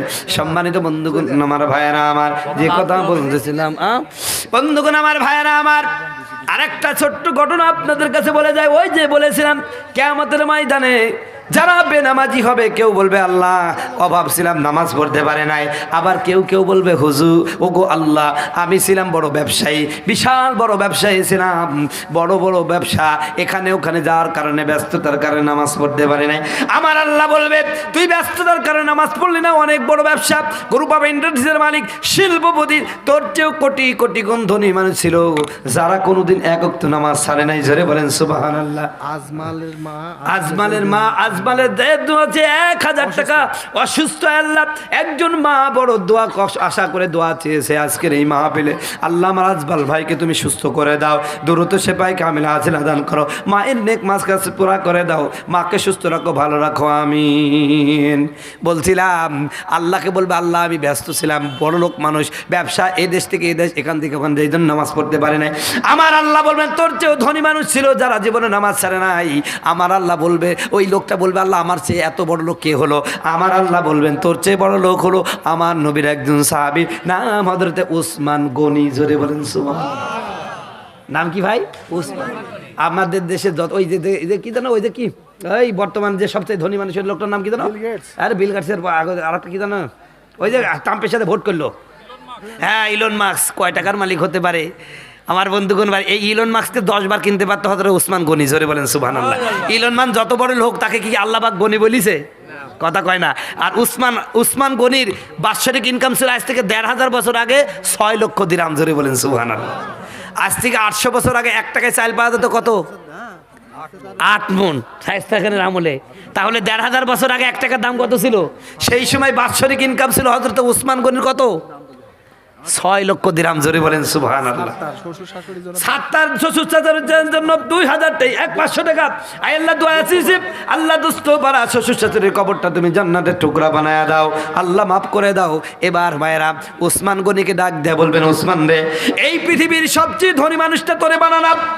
অথবা সুলাইমান নবীকে ডাক দেয়া বলবেন, সুলাইমান, এই পৃথিবী তোমার চেয়ে ধনী কেউ নাই, তোমার চেয়ে বড় বাদশা কেউ নাই, তোমাকে আমি এত বড় বাদশাহী দিন করলাম, এত বড় ধনী বানালাম। সুলাইমান, নামাজ কি কোনোদিন কাজা করছো নাকি? ওসমানকে বলবে, ওসমান, পৃথিবীর সবচেয়ে ধনী মানুষটা তোমারে বানালাম, নামাজ কি কোনোদিন কাজা করছে কিনা? হযরতে ওসমান গনি বলবে, আল্লাহ, নামাজ কাজা তো দূরে থাক, নামাজ কাজা তো দূরে থাক, জীবনে জামাত পর্যন্ত তরক করি নাই। জোরে জোরে বলা যাবে না সুবহানাল্লাহ। এবার এলাকার যারা ধনী মানুষ 2টি টাকার কারণে, পাওয়ারের কারণে নামাজ পড়েন না, 10টা টাকা হয়েছে, খালি শুক্রবারে ফ্যাশন করতে যান। বলেন তো, আপনার বিরুদ্ধে যদি উসমানকে দাঁড় করায় দেয় কি হবে অবস্থা? কথা কয় না। উসমান গনি নামাজ কেমন ছিলেন জানেন? শোনেন, রিমা খাতুন 300 টাকা আর হ্যাঁ। মৃত সোহেলের জন্য 200 টাকা। আলহামদুলিল্লাহ, রিমা খাতুন 300 টাকা, মৃত্যু সোহেলের মা। আল্লাহ মা বাবার জন্য দোয়া আছে, 300 টাকা দান করলো, আল্লাহ মা বাবার 200 টাকা দান করলো, মা বাবার কবরটা জান্নাতের টুকরা বানায় দাও, যে উদ্দেশ্যে দান করছে উদ্দেশ্য পূরণ করে দাও, আমিন। হযরতে ওসমান গনি, ও ভাই দেখেন তো, এত ধনী মানুষটা, তারপরে তার নামাজটা দৃশ্য দেখেন। এশার নামাজের পরে সমস্ত মুসল্লিরা যখন চলে যেত, হযরতে ওসমান গনি আন্তর্জাতিক মানের একজন ব্যবসায়ী, এখনকার ইলন মাস্ক ওই রকম মানের একটা ব্যবসায়ী হযরতে ওসমান গনি।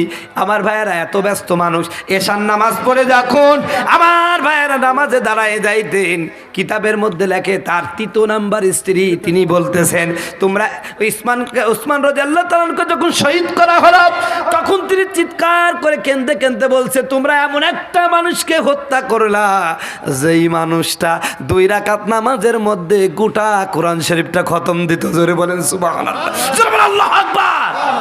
ও কামারপাড়ার মুসলমানরা, আগামীতে আসবো কিনা জানি না, খালি বিবেকের কাছে প্রশ্ন করেন, এই উসমান গনি এত ধনী হওয়ার পরও যদি নামাজ কাজা না করে, 1-2 রাকাত নামাজে গোটা কোরআন শরীফ পড়তে পারে, তো তোমার অবস্থা কি জবাব দিবেন?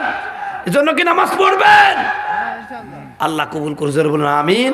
বক্তা এসে গেছে, আপনারা আমার জন্য দোয়া করবেন, আল্লাহ কবুল করুক। আমি আপনাদের পাশেই হাজরাটি মাদ্রাসায় আছি, আপনাদের পাশেরই লোক, আলহামদুলিল্লাহ। আপনারা আমার জন্য দোয়া করেন, কথায় কোনো কষ্ট পানিত হয়।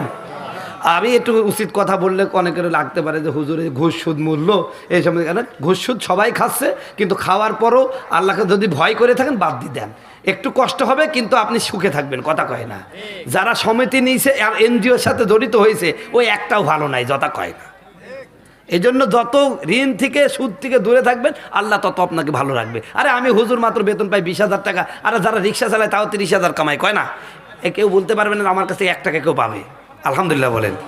এই জন্য আপনারা একটু এই সমস্ত কাজ থেকে বিরত হয়ে আল্লাহমুখী হন, আল্লাহ আপনার রিজিকের ব্যবস্থা করবে, বলেন সুবহানাল্লাহ, যেটা বলেন আমিন। হাসি মা বাবার জন্য 200 কামারপাড়া হাসি 200 টাকা, আল্লাহ আমার বোন যে উদ্দেশ্যে দান করতে করবে, মা বাবার জন্য দোয়া চেয়েছে, আল্লাহ তার মা বাবার কবরটা জান্নাতের টুকরা বানায় দাও, জোরে বলুন আমিন। আইছে বক্তা আইছে, ওই তো আসছে, আপনি আর হ্যাঁ চলাতে হ্যাঁ চালাবো তো, সমস্যা নাই। কিন্তু আচ্ছা, আর একটা ঘটনা কই দেখুন মনে, হ্যাঁ সম্মানিত বন্ধুগণ, আমার ভাইয়ের আমার, যাই হোক, আপনারা আজকের এই মাহফিলে কথা তো বুঝছেন। আর একটা কথা বলি, নামাজ যতই পড়েন বউটাও পর্দায় রাখেন। কি কথা বুঝতে পারছেন? আলিল্লাহে তাকবীর।